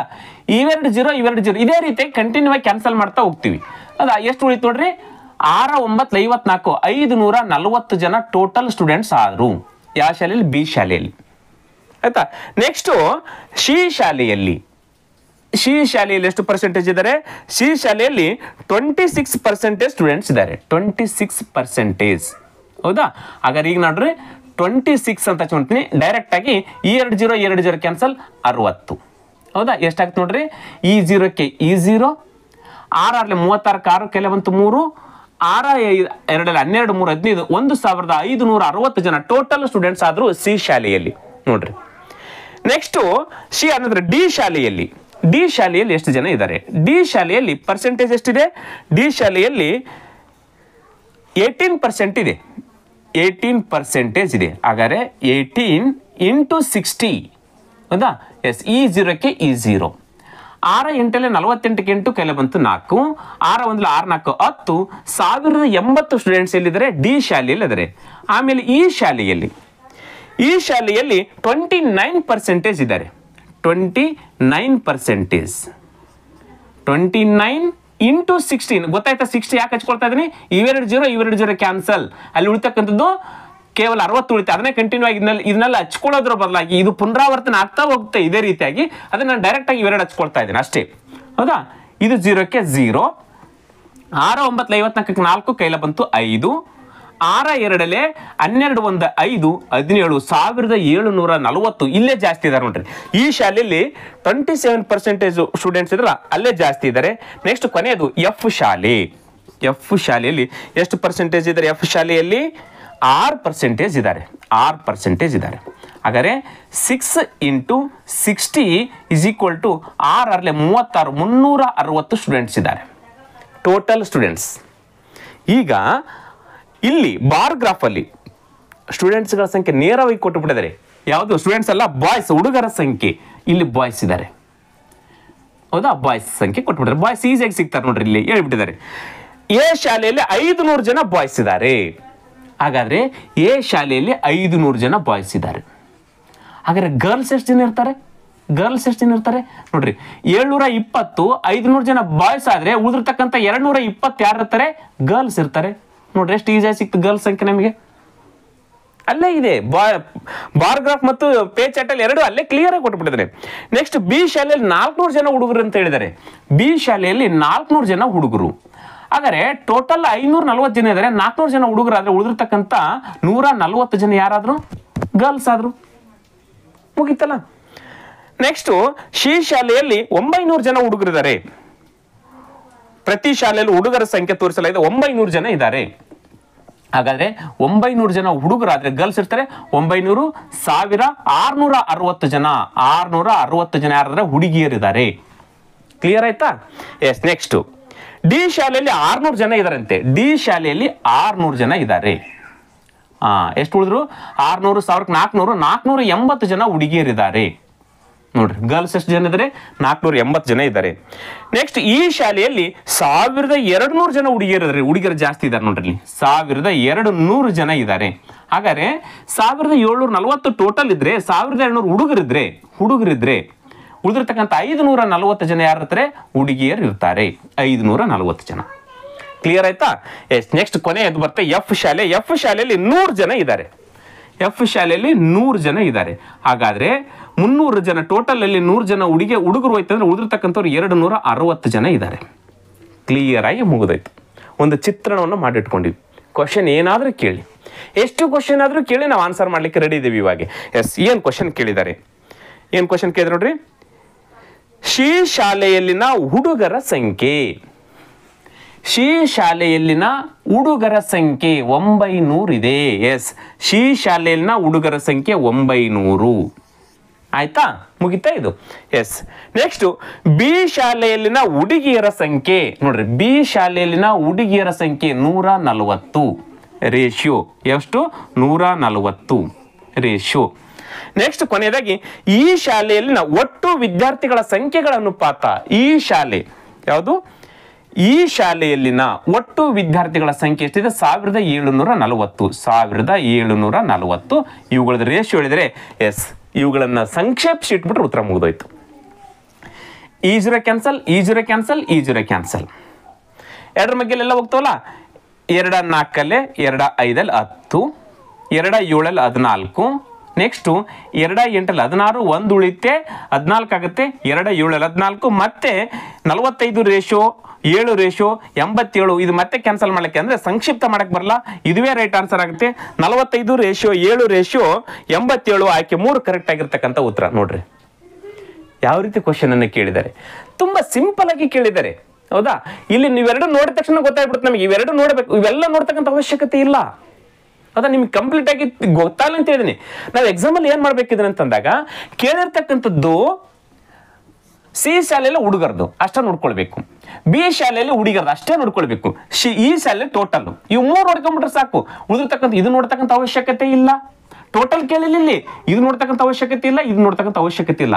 ಟೋಟಲ್ ನಂಬರ್ ಆಫ್ ಸ್ಟೂಡೆಂಟ್ಸ್ ಕೇಳಿದ್ರೆ ಹೇಳ್ಬೇಕಾಗ್ತಿತ್ತಿಲ್ಲ. ಅವು ಅದನ್ನ ಯಾವುದು ಕೇಳಿಲ್ಲ. ಇಲ್ಲಿ ಕೇಳಿರ್ತಕ್ಕಂಥದ್ದು 3 ಶಾಲೆ, ಅದು 3 ಶಾಲೆದು ಮಾತ್ರ ಕರೆಕ್ಟಾಗಿ ಅದು ಒಂದೇ ತಕೊಂಡ್ಬಿಟ್ರೆ ಸಾಕು, ಈಸಿಯಾಗಿ ಆನ್ಸರ್ ಮಾಡ್ಬೋದು. ನಿಮ್ಗೆ ಯಾವುದು ಕನ್ಫ್ಯೂಷನ್ ಬೇಡ ಅಂತೇಳಿ ಎಲ್ಲ 6 ಶಾಲೆದು ಹೇಳಿದ್ದೇನೆ ಅಷ್ಟೇ ನಾನು ನಿಮಗೆ. ಕ್ಲಿಯರ್ ಆಗಿ ಗೊತ್ತಾಯ್ತು? ಎಸ್. ಮುಂದಿನ ಕ್ವಶನ್ ಹೋಗೋಣ. ಅರ್ಥ ಆಯ್ತಿದು? ಎಸ್. ಅರ್ಥ ಆಯ್ತಂದ್ರೆ ನಿಮ್ಮ ಸಮಾನ ಮನಸ್ಸಿಗೆ ಎಲ್ಲ ಸ್ನೇಹಿತರಿಗೆ ವಿಡಿಯೋನ ಶೇರ್ ಮಾಡಿ ಅಂತ ಹೇಳ್ತಾ ಮುಂದಿನ ಕ್ವಶನ್ಗೆ ಹೋಗ್ತಾ ಇದ್ದೀನಿ. Question number 10. 4 ವರ್ಷಗಳಲ್ಲಿ ಒಂದು ಮೊತ್ತವು ಚಕ್ರ ಬಡ್ಡಿ ದರದಲ್ಲಿ ತಾನಾಗಿಯೇ ದ್ವಿಗುಣಗೊಂಡರೆ ಕೆಳಗಿನವುಗಳಲ್ಲಿ ಯಾವುದು ಸರಿಯಾಗಿದೆ?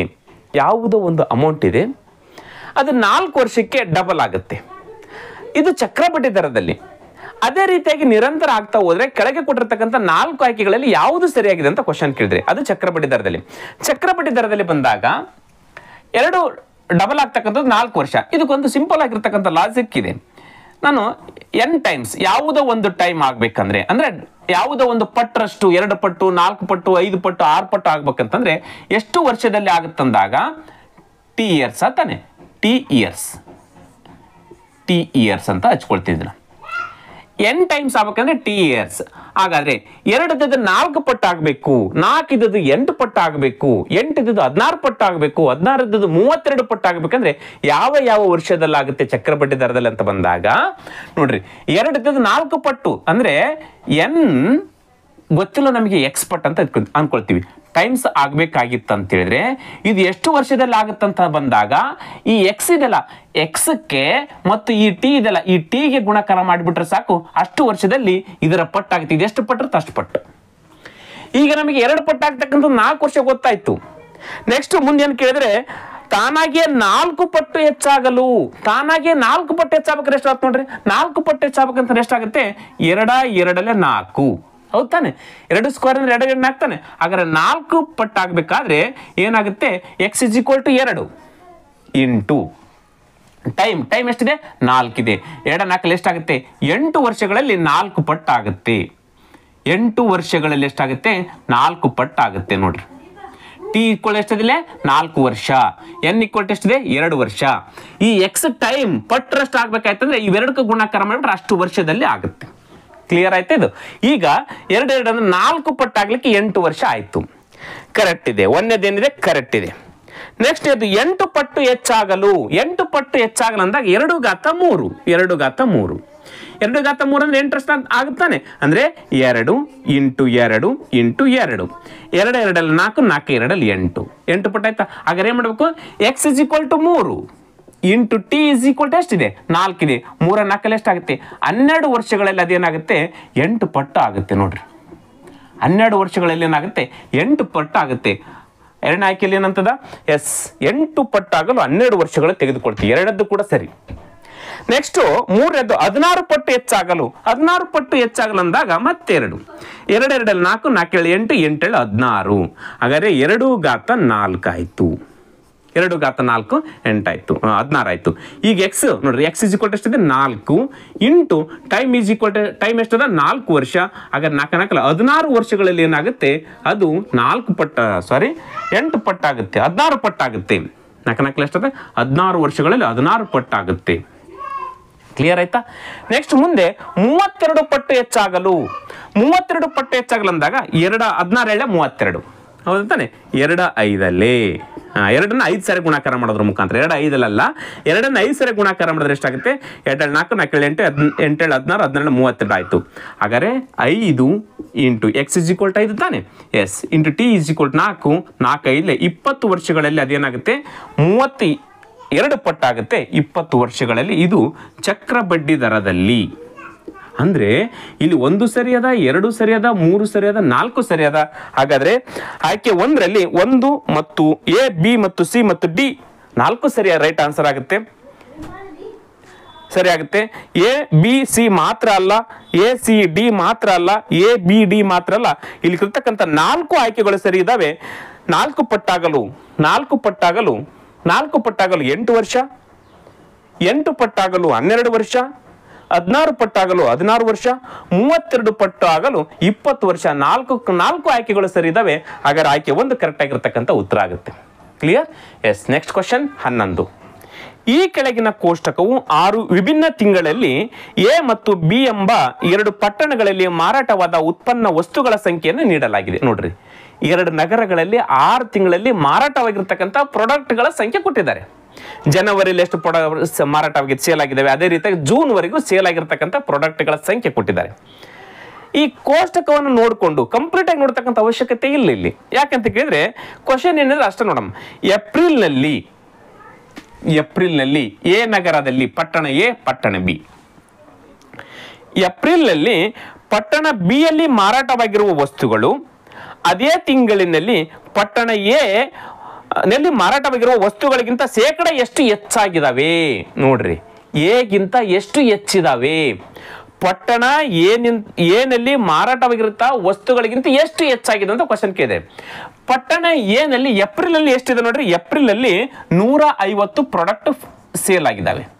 ಪಟ್ಟಣ ಬಿ ದಲ್ಲಿ ಅದೇ ತಿಂಗಳ ಏಪ್ರಿಲ್ ಎಷ್ಟಿದಾವೆ, 210 ಪ್ರಾಡಕ್ಟ್ಗಳು ಸೇಲ್ ಆಗಿದ್ದಾವೆ. ಹಾಗಾದ್ರೆ ಪಟ್ಟಣ ಏನಲ್ಲಿ ಮಾರಾಟವಾದ ವಸ್ತುಗಳಿಗಿಂತ ಇಲ್ಲಿ ಮಾರಾಟವಾಗಿರುತ್ತಂತ ವಸ್ತುಗಳಿಗಿಂತ ಎಷ್ಟು ಹೆಚ್ಚಾಗಿದ್ದಾವೆ, 150, ಇದು ಒಂದು 210 ಅಂದ್ರೆ 210 ತನಕ ಎಷ್ಟು ಹೆಚ್ಚಾಗಿದ್ದಾವೆ, 60 ಪ್ರಾಡಕ್ಟ್ಗಳು ಹೆಚ್ಚಾಗಿ ಮಾರಾಟವಾಗಿದ್ದಾವೆ. 60 ಪ್ರಾಡಕ್ಟ್ಗಳು ಹೌದಾ, 150ಕ್ಕೆ 60 ಜಾಸ್ತಿ ಆದ್ರೆ 210. ಏಪ್ರಿಲ್ ಅಲ್ಲಿ ಇಲ್ಲಿ 150 ಆದ್ರೆ ಪಟ್ಟಣ ಎದಲ್ಲಿ, ಪಟ್ಟಣ ಬಿ ದಲ್ಲಿ 210 ಸೇಲ್ ಆಗಿದ್ದಾವೆ. ಹಾಗಾದ್ರೆ ಎಷ್ಟು ಹೆಚ್ಚಾಗಿದ್ದಾವೆ, 60 ಹೆಚ್ಚಾಗಿದ್ದಾವೆ. ಇದನ್ನು ನಾವು ಶೇಕಡದಲ್ಲಿ ಹೇಳ್ಬೇಕಷ್ಟೇ. 150ಕ್ಕೆ 60 ಹೆಚ್ಚಾದ್ರೆ 100ಕ್ಕೆ ಎಷ್ಟು?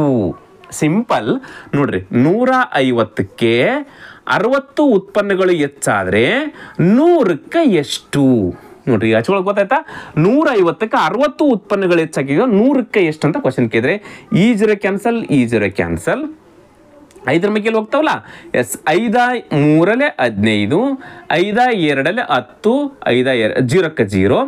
ನೆಕ್ಸ್ಟ್ 3 1 3 2 ಇಲ್ಲಿ ಉಳಿದಿರ್ತಕ್ಕಂಥದ್ದು 2 ಉಳಿತು, ಇಲ್ಲಿ ಉಳಿದಿರ್ತಕ್ಕಂಥದ್ದು 20 ಉಳಿತು. 22 ಎಷ್ಟಾಗುತ್ತೆ, 40% ಜಾಸ್ತಿ ಆಯಿತು. ಎಷ್ಟು ಸಿಂಪಲ್ ಆಗಿ ಕಂಡುಹಿಡಿದು ನೋಡ್ರಿ, ಎಷ್ಟು ಪರ್ಸೆಂಟೇಜ್ ಜಾಸ್ತಿ ಆಯಿತು. ಪಟ್ಟಣ ಬಿ ಪಟ್ಟಣ ಎಗಿಂತ ಏಪ್ರಿಲ್ ಅಲ್ಲಿ ಎಷ್ಟು ಪರ್ಸೆಂಟ್ ಪ್ರಾಡಕ್ಟ್ ಅನ್ನ ಮಾರಾಟ ಮಾಡಿದೆ, 40%. ಆಯ್ಕೆ 2 ಕರೆಕ್ಟ್ ಆಗಿರ್ತಕ್ಕಂಥ ಉತ್ತರ. 40% ಅಧಿಕ ಉತ್ಪನ್ನಗಳನ್ನ ಬಿ ನಗರದಲ್ಲಿ ಏಪ್ರಿಲ್ ತಿಂಗಳಲ್ಲಿ ಮಾರಾಟವಾಯಿತು. Is right answer. Clear? Yes, ಮುಂದಿನ ಕ್ವಶನ್ ನೋಡೋಣ. Question number 12.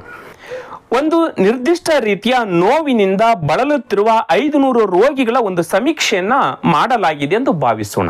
ನೋಡ್ರಿ, ಯಾವುದೋ ಒಂದು ರೋಗದಿಂದ ಬಳಲ್ತಕ್ಕಂಥ 500 ಪೇಷಂಟ್ ಅನ್ನ ಸರ್ವೆ ಮಾಡಿದ್ದಾರೆ. ಟೋಟಲ್ ಪೇಷಂಟ್ಸ್ ಎಷ್ಟು ಜನ ಇದ್ದಾರೆ, 500 ಜನ ಪೇಷಂಟ್ ಇದ್ದಾರೆ.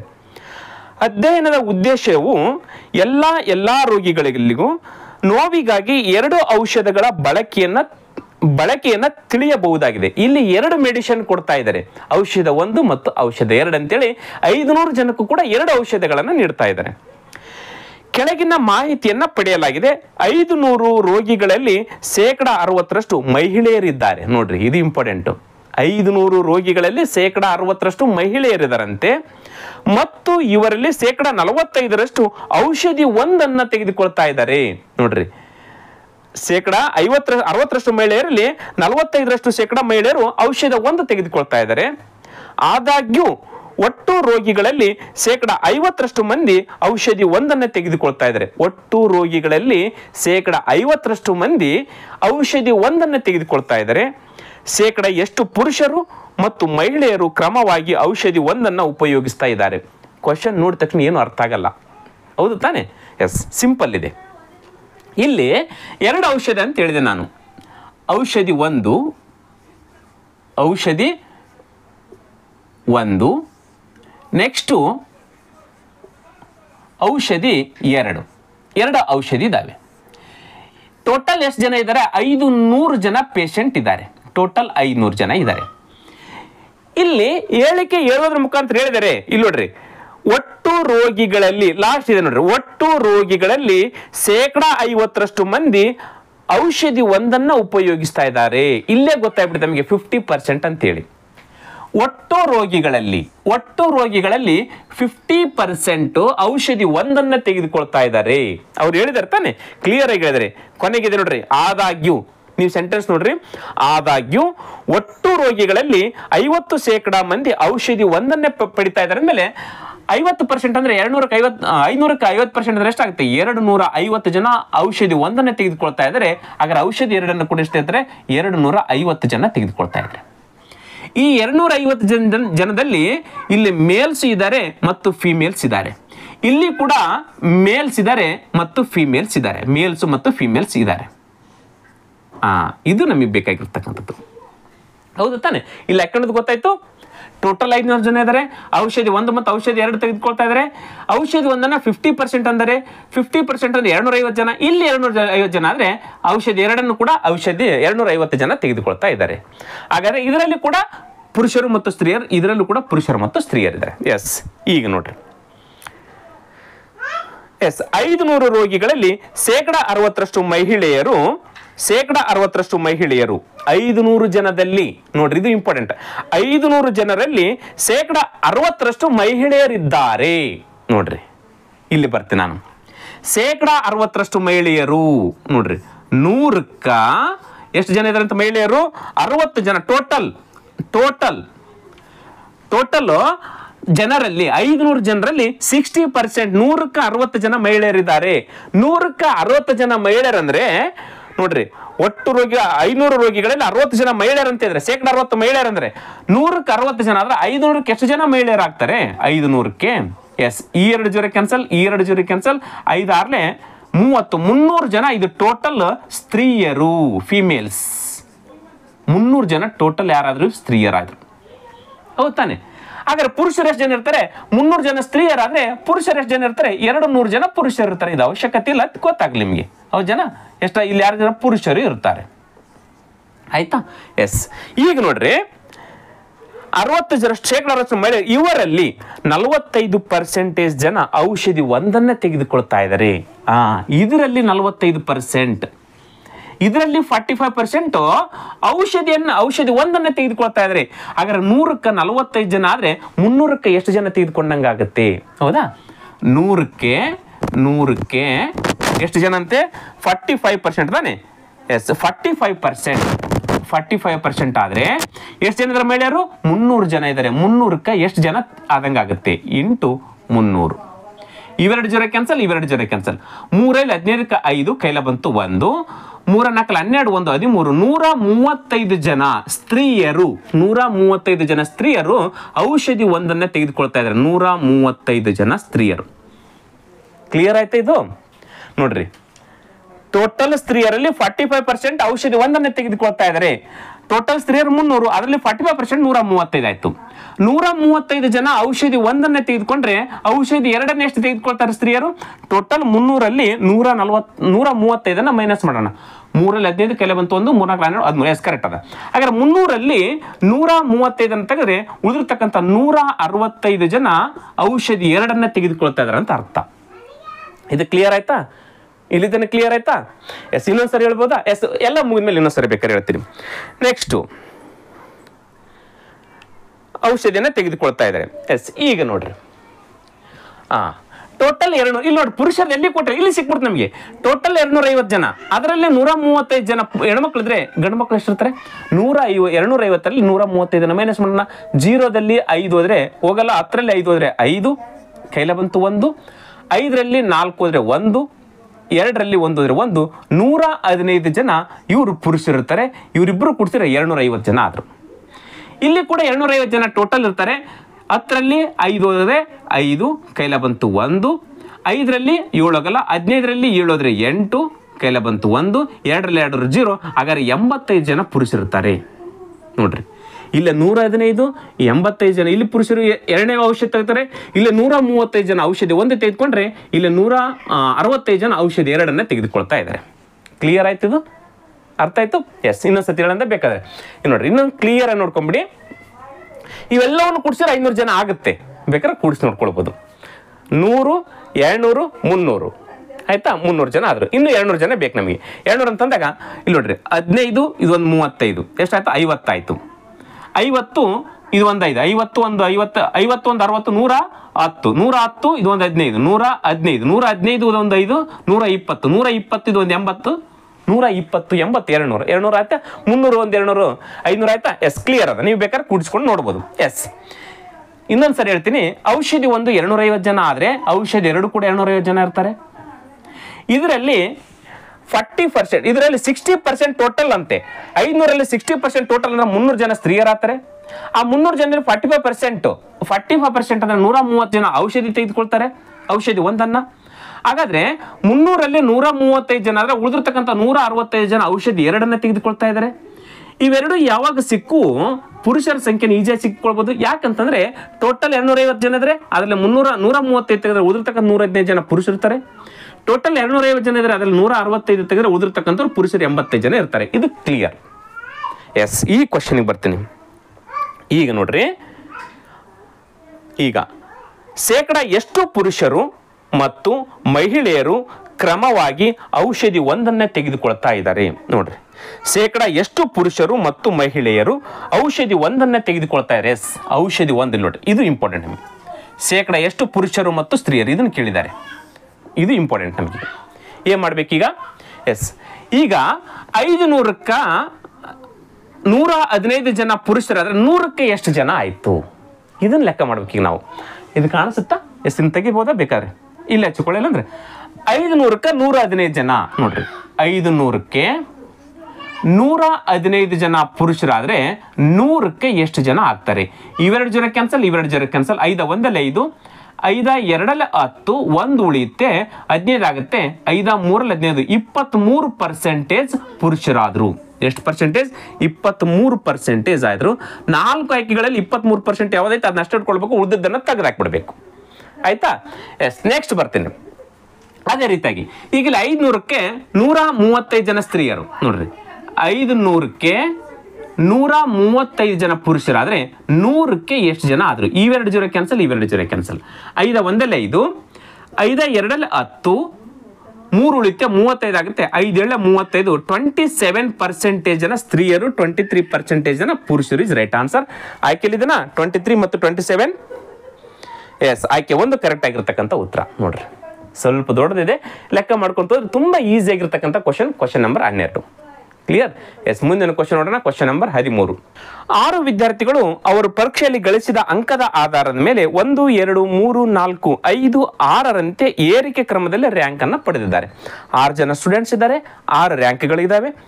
ಪ್ರತಿ ವಿದ್ಯಾರ್ಥಿಯ ಅಂಕಗಳಿಗೆ 2 ಕೃಪಾಂಕಗಳನ್ನು ಸೇರಿಸಿದರೆ, 2 ಮಾರ್ಕ್ಸ್ನ ಗ್ರೇಸ್ ಕೊಟ್ಟರೆ, ಕೃಪಾಂಕಗಳನ್ನು ಸೇರಿಸಿದರೆ ಈ ಕೆಳಗಿನವುಗಳಲ್ಲಿ ಯಾವುದು ಸರಿಯಾಗಿದೆ? ಇದು ಮೋಸ್ಟ್ಲಿ ಈಸಿ ಇರ್ಬೋದು ಅಂತ ಅನ್ಸುತ್ತೆ, ಬಟ್ ಯಾವ ರೀತಿ ಇದೆ ಗೊತ್ತಾಗ್ತಾ ಇಲ್ಲದು.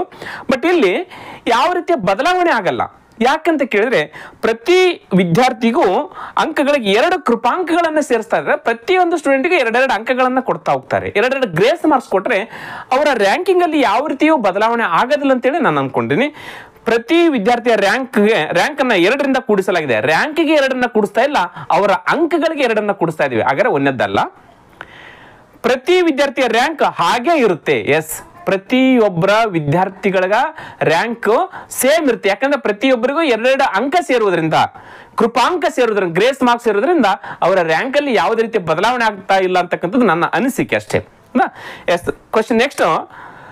ಪ್ರತಿ ವಿದ್ಯಾರ್ಥಿ ರ್ಯಾಂಕ್ ಮೂಲ ರ್ಯಾಂಕಿಗಿಂತ ಕಡಿಮೆ ಆಗುತ್ತೆ? ಇಲ್ಲ, ಆ ರೀತಿ ಮೂಲ ರ್ಯಾಂಕಿಗಿಂತ ಕಡಿಮೆ ಆಗ್ಲಿಕ್ಕೆ ಚಾನ್ಸಸ್ ಇರತಕ್ಕಂಥ 6 ಜನ ಸ್ಟೂಡೆಂಟ್ಸ್ ಇದ್ದಾರೆ. 6 ಜನ 2 ಮಾರ್ಕ್ಸ್ ಹೆಚ್ಚಿಗೆ ತೆಗೆದುಕೊಳ್ತಾ ಇದ್ದಾರೆ. ಯಾವ ರೀತಿಯ ಬದಲಾವಣೆ ಆಗಲ್ಲ. ಪ್ರತಿ ವಿದ್ಯಾರ್ಥಿಯು ರ್ಯಾಂಕ್ ಬದಲಾಗುತ್ತದೆ? ಇಲ್ಲ ಅಂತ ಅನ್ಸುತ್ತೆ. ಹೌದಾ? ಇದು ಮೋಸ್ಟ್ ಇದೇ ರೀತಿ ಇರ್ಬೇಕು ಅನ್ಸುತ್ತೆ. ಇದು ಏನಾದ್ರೂ ಚೇಂಜಸ್ ಇತ್ತಂದ್ರೆ ಕಮೆಂಟ್ ಕೂಡ ಮಾಡ್ಬೋದು. ಸರ್, ಇದು ಈ ರೀತಿ ಇದೆ ಅಂತ ಹೇಳ್ಕೊಂಡು ಕ್ಲಿಯರ್ ಆಗಿ ಗೊತ್ತಾಯ್ತು. Yes, next question 14. ಸಮಸ್ಯಾ ರೇಖಾಚಿತ್ರವು ಈ ಕೆಳಗಿನಂತಿದೆ. ಇದು ಒಂದು ಸಮಸ್ಯೆ ಆಗಿರ್ತಕ್ಕಂಥ ರೇಖಾಚಿತ್ರ. ಇಲ್ಲಿ ಕೆಲವೊಂದಿಷ್ಟು ಕೋನಗಳನ್ನ, ಅದರಲ್ಲಿರ್ತಕ್ಕಂಥ ಭುಜಾಕೃತಿಗಳನ್ನ ಕೊಟ್ಟಿದ್ದಾರೆ. ಎಸ್, ಉತ್ತರ ರೇಖಾಚಿತ್ರವು ಈ ಕೆಳಗೆ ಕಂಡಂತೆ ಇದೆ. ಹಾಗಾದ್ರೆ ಸಮಸ್ಯಾ ಚಿತ್ರದಿಂದ ನಿರ್ಧಾರವಾಗುವ ಸರಣಿಯನ್ನ ಮುಂದುವರಿಸುವ ಸರಿಯಾದ ಉತ್ತರವು ರೇಖಾಚಿತ್ರ ಯಾವುದು? ನೆಕ್ಸ್ಟ್ ಬರ್ತಕ್ಕಂಥ ಸಮಸ್ಯೆ ರೇಖಾಚಿತ್ರ ಯಾವುದು ಅಂತ ಕ್ವಶನ್ ಕೇಳಿದ್ರೆ, ಇಲ್ಲಿ ಒಂದು ನೋಡ್ತಾ ಹೋದಾಗ ಕಂಪ್ಲೀಟ್ ಆಗಿ ಒಂದು ಚಿತ್ರಣ ಗೊತ್ತಾಗ್ಬಿಡುತ್ತೆ. ಯಾವ ರೀತಿ ಇದೆ ನೋಡ್ರಿ. ಈ ಕೋಷ್ಟಕದಲ್ಲಿ ಒಳಗಡೆ ಇರ್ತಕ್ಕಂಥ ತ್ರಿಭುಜ ಅಥವಾ ಒಳಗಡೆ ಇರ್ತಕ್ಕಂಥ ಆಕೃತಿ ಇಲ್ಲಿ ಏನದ ಮೇಲೆ ಇದೆ ನೋಡ್ರಿ. ಹೌದು ತಾನೆ? ಹೌದಾ?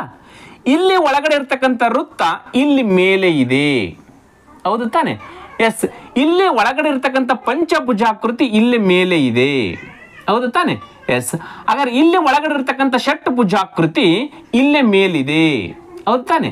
ಹಾಗಾದ್ರೆ ಇಲ್ಲಿ ಒಳಗಡೆ ಇರ್ತಕ್ಕಂಥ ವಜ್ರಾಕೃತಿ ಇಲ್ಲಿ ಮೇಲೆ ಬರ್ತಂದ್ರೆ ಈ ಬಾಕ್ಸ್ ಅಲ್ಲಿ ಬರ್ತಕ್ಕಂಥ ವಜ್ರಾಕೃತಿ, ಈ ಬಾಕ್ಸ್ ಅಲ್ಲಿ ಬರ್ತಕ್ಕಂಥದ್ದು ವಜ್ರಾಕೃತಿ ಮೇಲೆ ಬರುತ್ತೆ. ಈ ರೀತಿಯಾಗಿರ್ತಕ್ಕಂಥದ್ದು ಮೇಲೆ ಬರುತ್ತೆ.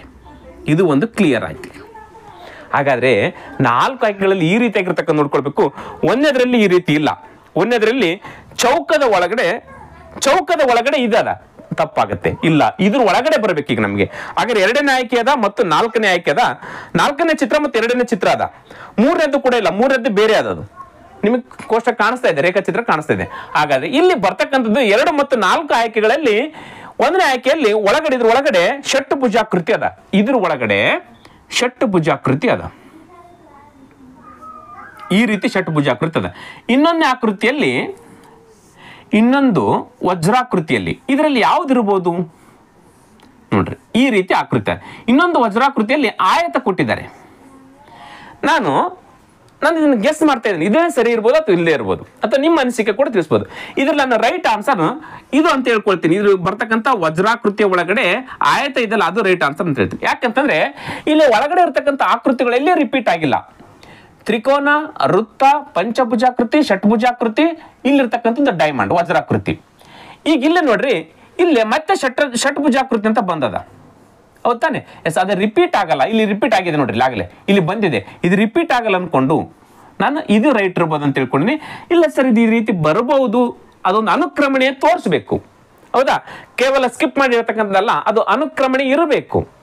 ಯಾವ ರೀತಿ ಒಂದಕ್ಕೊಂದು ಲಿಂಕ್ ಮಾಡ್ಕೊಂಡು ಬಂದಾಗ ನಾನು ಇದು ಯಾಕೆ ಆಗ್ತಾ ಇಲ್ಲ ಅಂತ ಹೇಳ್ತಾ ಇದ್ದೀನಿ. ಇದು ರಿಪೀಟ್ ಆಗಿದೆ, ಅದಕ್ಕೆ ಆಗ್ತಾ ಇಲ್ಲ. ಇಲ್ಲಿ ಬಂದಿರತಕ್ಕಂಥ ವಜ್ರಾಕೃತಿ ಯಾವ ರೀತಿ ಬಂತು ಅದನ್ನು ಕೂಡ ಕ್ಲಿಯರ್ ಆಗಿ ಹೇಳಿದ್ದೀನಿ. ಅನುಕ್ರಮ ಇದೆ ನೋಡ್ರಿ, ಒಳಗಡೆ ಇರ್ತಕ್ಕಂಥ ಹೊರಗಿದೆ, ಒಳಗಡೆ ಇರ್ತಕ್ಕಂಥ ಹೊರಗೆ ಬಂದಿದೆ, ಒಳಗಡೆ ಹೊರಗೆ ಬಂದಿದೆ. ಆದ್ರೆ ಇಲ್ಲಿ ಬಂದಿರತಕ್ಕಂಥ 2 ಆಯ್ಕೆಗಳು ಉಳಿದಿದ್ದಾವೆ. ಆ 2 ಆಕೃತಿಯಲ್ಲಿ ಒಂದು ಷಟ್ಭುಜಾಕೃತಿ, ಇನ್ನೊಂದು ಆಯತ ಉಳಿದಿದೆ. ಆಯತ ಎಲ್ಲಿ ಬಂದಿಲ್ಲ, ಅದಕ್ಕೋಸ್ಕರ ಇದನ್ನ ಹಾಕಿನಿ. ಈ ಷಟ್ಭುಜಾಕೃತಿ ಇಲ್ಲಿ ರಿಪೀಟ್ ಆಗಿದೆ, ಇಲ್ಲಿರ್ತಕ್ಕಂಥ ಯಾವುದ್ರಲ್ಲೂ ರಿಪೀಟ್ ಆಗಿಲ್ಲ, ಅದಕ್ಕೋಸ್ಕರ ನಾನು ಇದನ್ನ ಆಯ್ಕೆ ಮಾಡ್ಕೊಂಡು ಹಚ್ಚಿದ್ದೀನಿ. ಕ್ಲಿಯರ್? ಎಸ್. ಮುಂದಿನ ಕ್ವಶನ್ ನೋಡೋಣ. ಕ್ವಶನ್ ನಂಬರ್ 15 ಮತ್ತು ಕೊನೆಯ ಪ್ರಶ್ನೆ. A, B, C, D, E, F ಎಂಬ EF ಮತ್ತು G ಎಂಬ 7 ವಿದ್ಯಾರ್ಥಿಗಳ ಸರಣಿ ಪರೀಕ್ಷೆಗಳನ್ನು ತೆಗೆದುಕೊಳ್ಳುತ್ತಾರೆ. 7 ಜನ ಸರಣಿ ಪರೀಕ್ಷೆಗಳನ್ನು ತೆಗೆದುಕೊಂಡಿದ್ದಾರೆ. ಯಾವುದೇ ಇಬ್ಬರು ವಿದ್ಯಾರ್ಥಿಗಳು ಒಂದೇ ರೀತಿಯ ಅಂಕಗಳನ್ನು ಪಡೆದಿಲ್ಲ. ಸೇಮ್ ಮಾರ್ಕ್ಸ್ ಯಾರಿಗೂ ಬಿದ್ದಿಲ್ಲ. G ಯು ಯಾವಾಗಲೂ A ಗಿಂತ ಹೆಚ್ಚು ಅಂಕಗಳನ್ನು ಗಳಿಸುತ್ತಾನೆ. A ಯು ಯಾವಾಗಲೂ B ಗಿಂತ ಹೆಚ್ಚು ಅಂಕಗಳನ್ನು ಗಳಿಸುತ್ತಾನೆ. ಇವೆರಡು ಹಾಕೊಂಡ್ಬಿಡೋಣ ಇವಾಗ. ಸಿ ಮತ್ತು ಡಿ ನೋಡ್ರಿ, G ಯು ಯಾವಾಗಲೂ A ಗಿಂತ ಹೆಚ್ಚು ಅಂಕ ನೋಡ್ರಿ. G ಯು ಯಾವಾಗಲೂ A ಗಿಂತ ಹೆಚ್ಚು ಅಂಕ. ನಾನು ರ್ಯಾಂಕ್ ಮೇಲೆ ಇರ್ತಕ್ಕಂಥ ಮೇಲೆ ಬರ್ಕೊಳ್ತೀನಿ, ಹೌದಾ? G ಯು ಯಾವಾಗಲೂ A ಗಿಂತ ಹೆಚ್ಚು ಅಂಕಗಳನ್ನು ಪಡೆದಿದ್ದಾನೆ. ಇದು ಕಂಡೀಷನ್ ನಂಬರ್ 3 ಇರ್ತಕ್ಕಂಥದ್ದು. Condition number 4 ಏನಂತದ? A ಯು ಯಾವಾಗಲೂ B ಗಿಂತ ಹೆಚ್ಚು ಅಂಕಗಳನ್ನು ಗಳಿಸ್ತಾನೆ. A ಯು ಯಾವಾಗಲೂ B ಗಿಂತ ಹೆಚ್ಚು ಅಂಕಗಳನ್ನು ಗಳಿಸ್ತಾನೆ. ಇದು ಕಂಡೀಷನ್ ನಂಬರ್ 4. ನೆಕ್ಸ್ಟ್ 5 ಪ್ರತಿ ಬಾರಿಯೂ ಸಿ ಅತ್ಯಂತ ಹೆಚ್ಚು ಅಂಕಗಳನ್ನು ಗಳಿಸುತ್ತಾನೆ ಮತ್ತು ಇ ಯು ಅತ್ಯಂತ ಕಡಿಮೆ ಅಂಕಗಳನ್ನು ಗಳಿಸುತ್ತಾನೆ. ನೋಡ್ರಿ, ಪ್ರತಿ ಬಾರಿಯೂ ಸಿ ಅತ್ಯಂತ ಹೆಚ್ಚು ಅಂಕಗಳನ್ನು ಗಳಿಸಿದ್ರೆ ಫಸ್ಟ್ ರ್ಯಾಂಕ್ ಸಿ ಇತ್ತಂತಂದ್ರೆ ಇ ಅಂತಕ್ಕಂಥವನು ಲಾಸ್ಟ್ ರ್ಯಾಂಕ್ ಇರ್ತಾನೆ. ನೋಡ್ರಿ, ಪ್ರತಿ ಬಾರಿಯೂ ಸಿ ಅತ್ಯಂತ ಹೆಚ್ಚು ಅಂಕಗಳನ್ನು ಗಳಿಸುತ್ತಾನೆ ಮತ್ತು ಇ ಅತ್ಯಂತ ಕಡಿಮೆ ಅಂಕಗಳನ್ನು ಗಳಿಸುತ್ತಾನೆ. ಮುಂದೆ ಅಥವಾ ಅಂತ ಇದೆ. ಅಥವಾ ಪರ್ಯಾಯವಾಗಿ ಇದರ ಬದಲಾಗಿ ಡಿ ಅತ್ಯಂತ ಹೆಚ್ಚು ಅಂಕಗಳನ್ನು ಗಳಿಸುತ್ತಾನೆ. ಎಫ್ ಮತ್ತು ನೋಡ್ರಿ ಡಿ ಇವನಿರಲಿಲ್ಲ ಅಂದ್ರೆ ಪರ್ಯಾಯವಾಗಿ ಡಿ ಅತ್ಯಂತ ಹೆಚ್ಚು ಅಂಕಗಳನ್ನು ಗಳಿಸಿದಾಗ ಅತಿ ಕಡಿಮೆ ಅಂಕ ಪಡೆದಿರ್ತಕ್ಕಂದ್ರೆ ಎಫ್ ಅಥವಾ ಬಿ ಆಗಿರ್ತಾರೆ. ನೋಡ್ರಿ, ಎಫ್ ಅಥವಾ ಬಿ ಆಗಿರ್ತಾರೆ, ಗಳಿಸಿರ್ತಾರೆ. ಹಾಗಾದ್ರೆ ಒಂದು ವೇಳೆ ಜಿ 5ನೇ ರ್ಯಾಂಕ್ ಪಡೆದರೆ ಕೆಳಗಿನವುಗಳಲ್ಲಿ ಯಾವುದು ಸರಿ? ಒಂದು ವೇಳೆ ಜಿ 5ನೇ ರ್ಯಾಂಕ್ ಪಡೆದ್ರೆ, ಜಿ ಅಂತಕ್ಕಂಥವನು 5ನೇ ರ್ಯಾಂಕ್ ಬಂದ್ರೆ ಹಾಗಾದ್ರೆ ಕೆಳಗಿನವುಗಳಲ್ಲಿ ಯಾವುದು ಸರಿ ಅಂತದ. ಇಲ್ಲಿ ಜಿ ಅಂತಕ್ಕಂಥ ವ್ಯಕ್ತಿ 5ನೇ ರ್ಯಾಂಕ್ ಬರ್ಲಿಕ್ಕೆ ಸಾಧ್ಯ ಇದೆನಾ? ಇಲ್ಲ. ಯಾಕಂದ್ರೆ ಜಿ ಇಲ್ಲಿ 2ನೇ ರ್ಯಾಂಕ್ ಅಲ್ಲಿ ಅದನ್ನ. ಇವನು ಮೊದಲು ಬಂದ್ರೆ ಇವನು 2ನೇ ರ್ಯಾಂಕ್ ಅಲ್ಲಿ ಇರ್ತಾನೆ, ಅಥವಾ ಇವನು ಮೊದಲು ಬಂದ್ರೆ ಇವನು 2ನೇ ರ್ಯಾಂಕ್ ಅಲ್ಲಿ ಇರ್ತಾನೆ. ಇವನು 5ನೇ ರ್ಯಾಂಕ್ ಬರ್ಲಿಕ್ಕೆ ಚಾನ್ಸಸ್ ಇಲ್ಲ, ಹೌದಾ? ಇಲ್ಲಿ ಮೋಸ್ಟ್ಲಿ ಇದು ಕ್ವಶನ್ ತಪ್ಪಿದೆ ಅಂತ ಅನ್ಕೊಳ್ತೀನಿ. ಇಲ್ಲಿ ಜಿ ಬದಲಾಗಿ ಡಿ 5ನೇ ರ್ಯಾಂಕ್ ಅಂತ ಆಗ್ಬೇಕಾಗಿತ್ತು. ಇಂಗ್ಲಿಷ್ ಕ್ವಶನ್ ನೋಡಿದಾಗ ಇಲ್ಲಿ ಡಿ ಅಂತ ಇದೆ. ಇಂಗ್ಲಿಷ್ ಕ್ವಶನ್ಗಳನ್ನು ನೋಡಿದಾಗ ಡಿ 5ನೇ ರ್ಯಾಂಕ್ ಅಂತ ಇದೆ, ಹೌದಾನೆ? ಎಸ್. ಒಂದು ವೇಳೆ ಡಿ ಯು 5ನೇ ರ್ಯಾಂಕ್ ಪಡೆದರೆ ಡಿ ಮತ್ತು ಬಿ ಅಂತ ಇದೆ. ಇಲ್ಲಿ 5ನೇ ಮತ್ತು 4ನೇ ಡಿ ಮತ್ತು ಬಿ 5ನೇ ರ್ಯಾಂಕ್ ಮತ್ತು 4ನೇ ರ್ಯಾಂಕ್ ಅಂತ ಪಡೆದ್ರೆ ಅಂತ ಇಂಗ್ಲಿಷ್ ಕ್ವಶನ್ ಅಲ್ಲದ. ಅಂದ್ರೆ ಇಲ್ಲಿ ಜಿ 5ನೇ ರ್ಯಾಂಕ್ ಪಡ್ಲಿಕ್ಕೆ ಸಾಧ್ಯತೆನೇ ಇಲ್ಲ. ಯಾಕೆ ಸಾಧ್ಯತೆ ಇಲ್ಲ ಅಂದ್ಮೇಲೆ ಇಲ್ಲಿ ಎ ಗಿಂತನೂ ಜಾಸ್ತಿ ತೆಗೆದುಕೊಳ್ತಾನೆ, ಬಿ ಗಿಂತನೂ ಜಾಸ್ತಿ ತೆಗೆದುಕೊಳ್ತಾನೆ. ಟೋಟಲ್ ಮಾರ್ಕ್ಸ್ ತೆಗೆದು ಹೈಯೆಸ್ಟ್ ಬರ್ತಕ್ಕಂಥವ್ರು ಇ, ಸಿ ಇಲ್ಲ ಅಂದ್ರೆ ಡಿ. ಇವನು ತೆಗೆದುಕೊಂಡ್ರು 2ನೇ ರ್ಯಾಂಕ್ ಅಲ್ಲಿ ಇರ್ತಾನೆ, ಅಥವಾ ಪರ್ಯಾಯವಾಗಿ ಡಿ ತೆಗೆದುಕೊಂಡ್ರು ಕೂಡ ಜಿ 2ನೇ ರ್ಯಾಂಕ್ ಅಲ್ಲೇ ಇರ್ತಾನೆ. ಇದರಲ್ಲಿ ಏನು ಚೇಂಜಸ್ ಆಗಲ್ಲ. ಅದಕ್ಕೋಸ್ಕರ ಅದು ಡಿ, ಜಿ ಅಲ್ಲ, ಜಿ ಅಂತ ಡಿ ಅಂತ ಇದೆ. ಡಿ 5ನೇ ರ್ಯಾಂಕ್ ಅನ್ನ ಪಡೆದರೆ ನೋಡ್ರಿ, ಡಿ ಇಲ್ಲೇ ಫಸ್ಟ್ ಪ್ಲೇಸ್. ಇಲ್ಲಿಗ ಅವನು ಫಸ್ಟ್ ಪ್ಲೇಸ್ ಇಲ್ಲ ಅಂತಂದ್ಮೇಲೆ 5ನೇ ರ್ಯಾಂಕ್ ಪಡೆದರೆ ಅಂದಾಗ 1, 2, 3, 4ನೇ ರ್ಯಾಂಕ್ ಮಾಡಿದ್ರೆ ಇಲ್ಲಿ 5ನೇ ರ್ಯಾಂಕ್ ಅಲ್ಲಿ ಬಂದಾಗ ಡಿ ಇಲ್ಲಿ ಇಲ್ಲ ಅಂದ್ಮೇಲೆ ಎಫ್ ಮತ್ತು ಬಿ ಕೂಡ ಇಲ್ಲಿ ಕೆಳಗೆ ಬರ್ತಾರೆ. ಯಾಕಂದ್ರೆ ಇವ್ರಿಗಿಂತ ಡಿಗಿಂತ ಕಡಿಮೆನೇ ಮಾರ್ಕ್ಸ್ ತೆಗೆದುಕೊಳ್ತಾ ಇದ್ದಾರೆ ಅವರು. ಹೌದಾ, ಡಿ ಅಧಿಕ ರ್ಯಾಂಕ್ ಪಡೆದ್ರೆ ಇವ್ರು ಕಡಿಮೆ ರ್ಯಾಂಕ್ ತೆಗೆದುಕೊಳ್ತಾ ಇದ್ದಾರೆ ಅಂತದ. ಈಗ ಕಡಿಮೆ ಅಂತಲ್ಲ, ಇದು ಆಕ್ಚುಲಿ ಕನ್ಸಿಡರ್ ಆಗಲ್ಲ. ಡಿ ಫಸ್ಟ್ ರ್ಯಾಂಕ್ ಇಲ್ಲ ಅಂದಮೇಲೆ ಇಲ್ಲಿ ಸಿ ಫಸ್ಟ್ ರ್ಯಾಂಕ್ ಇರ್ತಾನೆ, ಸಿ ಫಸ್ಟ್ ರ್ಯಾಂಕ್ ಇದೆ ಅಂದಮೇಲೆ ಈ ಲಾಸ್ಟ್ ರ್ಯಾಂಕ್ ಇರ್ತಾನೆ. ಹೌದಾ, ಇವನಿಲ್ಲಿ ಡಿ ಫಸ್ಟ್ ರ್ಯಾಂಕ್ ಇಲ್ಲ ಅಂದಮೇಲೆ ಇವರಿಬ್ಬರದು ಪ್ಲೇಸ್ ಎಲ್ಲೇ ಬೇರೆ ಕಡೆಗೆ ಇರುತ್ತೆ. ಹೌದಾ, ಇವರಿಬ್ಬರ ಪ್ಲೇಸ್ ಎಲ್ಲ ಬೇರೆ ಕಡೆಗೆ ಇರುತ್ತೆ. ಎಸ್, ಇರಲಿ. ಅದು ಇಲ್ಲಿ ಕೊಟ್ಟಿರ್ತಕ್ಕಂಥ ಮಾಹಿತಿಯ ಪ್ರಕಾರ ನೋಡಿದಾಗ ಈಗ ಇಲ್ಲಿ ಡಿ 5ನೇ ಪ್ಲೇಸ್ ಅಲ್ಲಿ ಬಂದಾಗ, ಸಾರಿ 5ನೇ ಪ್ಲೇಸ್ 6ನೇ ಪ್ಲೇಸ್, ಎಸ್ 5ನೇ ಪ್ಲೇಸ್ ಅಲ್ಲಿ ಬಂದಾಗ ಏನನ್ನಿರುತ್ತೆ ನೋಡ್ರಿ, ಡಿಯು ಅತ್ಯಂತ ಹೆಚ್ಚು ಅಂಕಗಳನ್ನು ಗಳಿಸುತ್ತಾನೆ. ಇಲ್ಲ, ಅದು ಜಿ ಅಂತ ಆಗ್ಬೇಕಾಗಿತ್ತು ಇಲ್ಲಿ. ಹೌದಾ, ಇಲ್ಲಿ ಇಲ್ಲ, ಒಂದನೇ ಆಯ್ಕೆ ಇಲ್ಲ. ಮೋಸ್ಟ್ಲಿ ಇದು ಉತ್ತರ ತಪ್ಪಿದನೋ, ಇನ್ನು ಕೊಟ್ಟಿರ್ತಕ್ಕಂಥ ಇದು ತಪ್ಪಿದನೋ, ಕ್ವಶನ್ ತಪ್ಪಿದನೋ, ನಾನು ಹೇಳ್ತಕ್ಕಂಥ ಸರಿ ಗೊತ್ತಾಗ್ತಾ ಇಲ್ಲದು. ಸಿ ಯು 2ನೇ ರ್ಯಾಂಕ್ ಪಡೆಯುತ್ತಾನೆ. ಇಲ್ಲ, ಸಿ ಫಸ್ಟ್ ರ್ಯಾಂಕ್ ಅಲ್ಲಿ ಬರ್ತಾನೆ. ಡಿ ಅಥವಾ ಸಿ ಫಸ್ಟ್ ರ್ಯಾಂಕ್ ಅಲ್ಲಿ ಇರ್ತಾರೆ ಇವರಿಬ್ರು. ಈ ಡಿ ಇಲ್ಲ 5ನೇ ರ್ಯಾಂಕ್ ಅಲ್ಲಿ ಬಂದ್ರೆ ಸಿ ಫಸ್ಟ್ ರ್ಯಾಂಕ್ ಅಲ್ಲಿ ಇರ್ತಾನೆ. ಹಾಗಾದ್ರೆ ಎರಡನೇದು ಕೂಡ ತಪ್ಪಾಗುತ್ತೆ. ನೆಕ್ಸ್ಟ್ ಇ ಯು 3ನೇ ರ್ಯಾಂಕ್ ಪಡೆದಿದ್ದಾನೆ. ಇ ಇಲ್ಲ, ಇಲ್ಲಿ ಸಿ ಫಸ್ಟ್ ರ್ಯಾಂಕ್ ಬಂದ್ರೆ ಈ ಲಾಸ್ಟ್ ರ್ಯಾಂಕ್ ಇರ್ತಾನೆ, 3ನೇದು ಕೂಡ ಅಲ್ಲ. ಹೌದು ತಾನೆ, ಈ ಫಸ್ಟ್ ರ್ಯಾಂಕ್ ಲಾಸ್ಟ್ ಇರ್ತಾನೆ. ಬಿ ಯು 4ನೇ ರ್ಯಾಂಕ್ ಪಡೆದಿರ್ತಾನೆ. ಈ 1, 2, 3, 4ನೇ ರ್ಯಾಂಕ್ ಅನ್ನ ಪಡೆದಿರ್ತಾನೆ. ರೈಟ್ ಆನ್ಸರ್ ಆಗುತ್ತೆ. ಇದು ನನ್ನ ಒಂದು ಅನುಭವದ ಮೇಲೆ ಬಿಡಿಸಿರ್ತಕ್ಕಂಥ ಕ್ವಶನ್. ಇದು ಸರಿ ಇದೆ ಸರ್ ಅಂದ್ರೆ ಓಕೆ, ಸರಿನೇ. ಮೋಸ್ಟ್ಲಿ ಇದು ಇವೆರಡರಲ್ಲಿ ನನ್ನ ಕನ್ಫ್ಯೂಷನ್ ಇದೆ. ಜಿ ಎ ಬರ್ಲಿಕ್ಕೆ ಚಾನ್ಸಸ್ ಇಲ್ಲ ಅಂತ ಡಿ ತೆಗೆದುಕೊಂಡು ಮಾಡಿದಾಗ ಈ ರೀತಿಯಾಗಿ ಬಂತು. ಬಟ್ ಇವರಿಬ್ಬರು ಪ್ಲೇಸ್, ಎಫ್ ದ ಪ್ಲೇಸ್ ಎಲ್ಲಿ ಬರುತ್ತೆ ಅದನ್ನೆಲ್ಲಿ ಹೇಳಿಲ್ಲ ಅವರು. ಹೌದಾನೆ, ಎಫ್ ದ ಪ್ಲೇಸು ಎಲ್ಲಿ ಬರ್ತಂತ ಎಲ್ಲಿಯೂ ಕೂಡ ಹೇಳಿಲ್ಲ.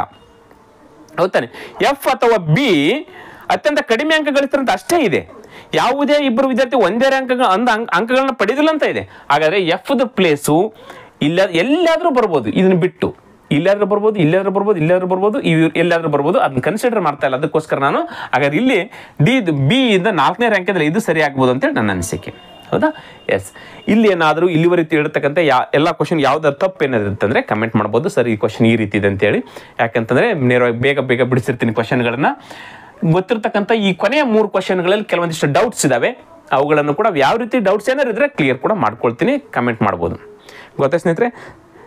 ಎಸ್, ಇಲ್ಲಿವರೆಗೂ ನೋಡಿರ್ತಕ್ಕಂಥ ಈ 15 ಕ್ವಶನ್ಗಳನ್ನು ಸರಳವಾಗಿ ಹೇಳಿದ್ದೀನಿ, ತಮಗೆ ಮನಮುಟ್ಟವಾಗಿ ಹೇಳಿದ್ದೀನಿ ಕೂಡ ಅಂತ ನನ್ನ ಭಾವನೆ ಇದೆ. ನೋಡಿರ್ತಕ್ಕಂಥ ಎಲ್ಲ ಸ್ಪರ್ಧಾರ್ಥಿಗಳು ಚೆನ್ನಾಗಿ ಅರ್ಥ ಮಾಡಿಕೊಂಡು ನೀವು ಕೂಡ ಪ್ರಾಕ್ಟೀಸ್ ಮಾಡಿ, ನಿಮ್ಮ ಸಮಾನ ಮನಸ್ಕ ಸ್ನೇಹಿತರೊಂದಿಗೆ ಈ ವಿಡಿಯೋನ ಶೇರ್ ಮಾಡಿ ಅಂತ ಹೇಳ್ತಾ ಇವತ್ತಿನ ತರಗತಿಯನ್ನು ಮುಗಿಸ್ತಾ ಇದ್ದೀನಿ. ನಮಸ್ಕಾರ.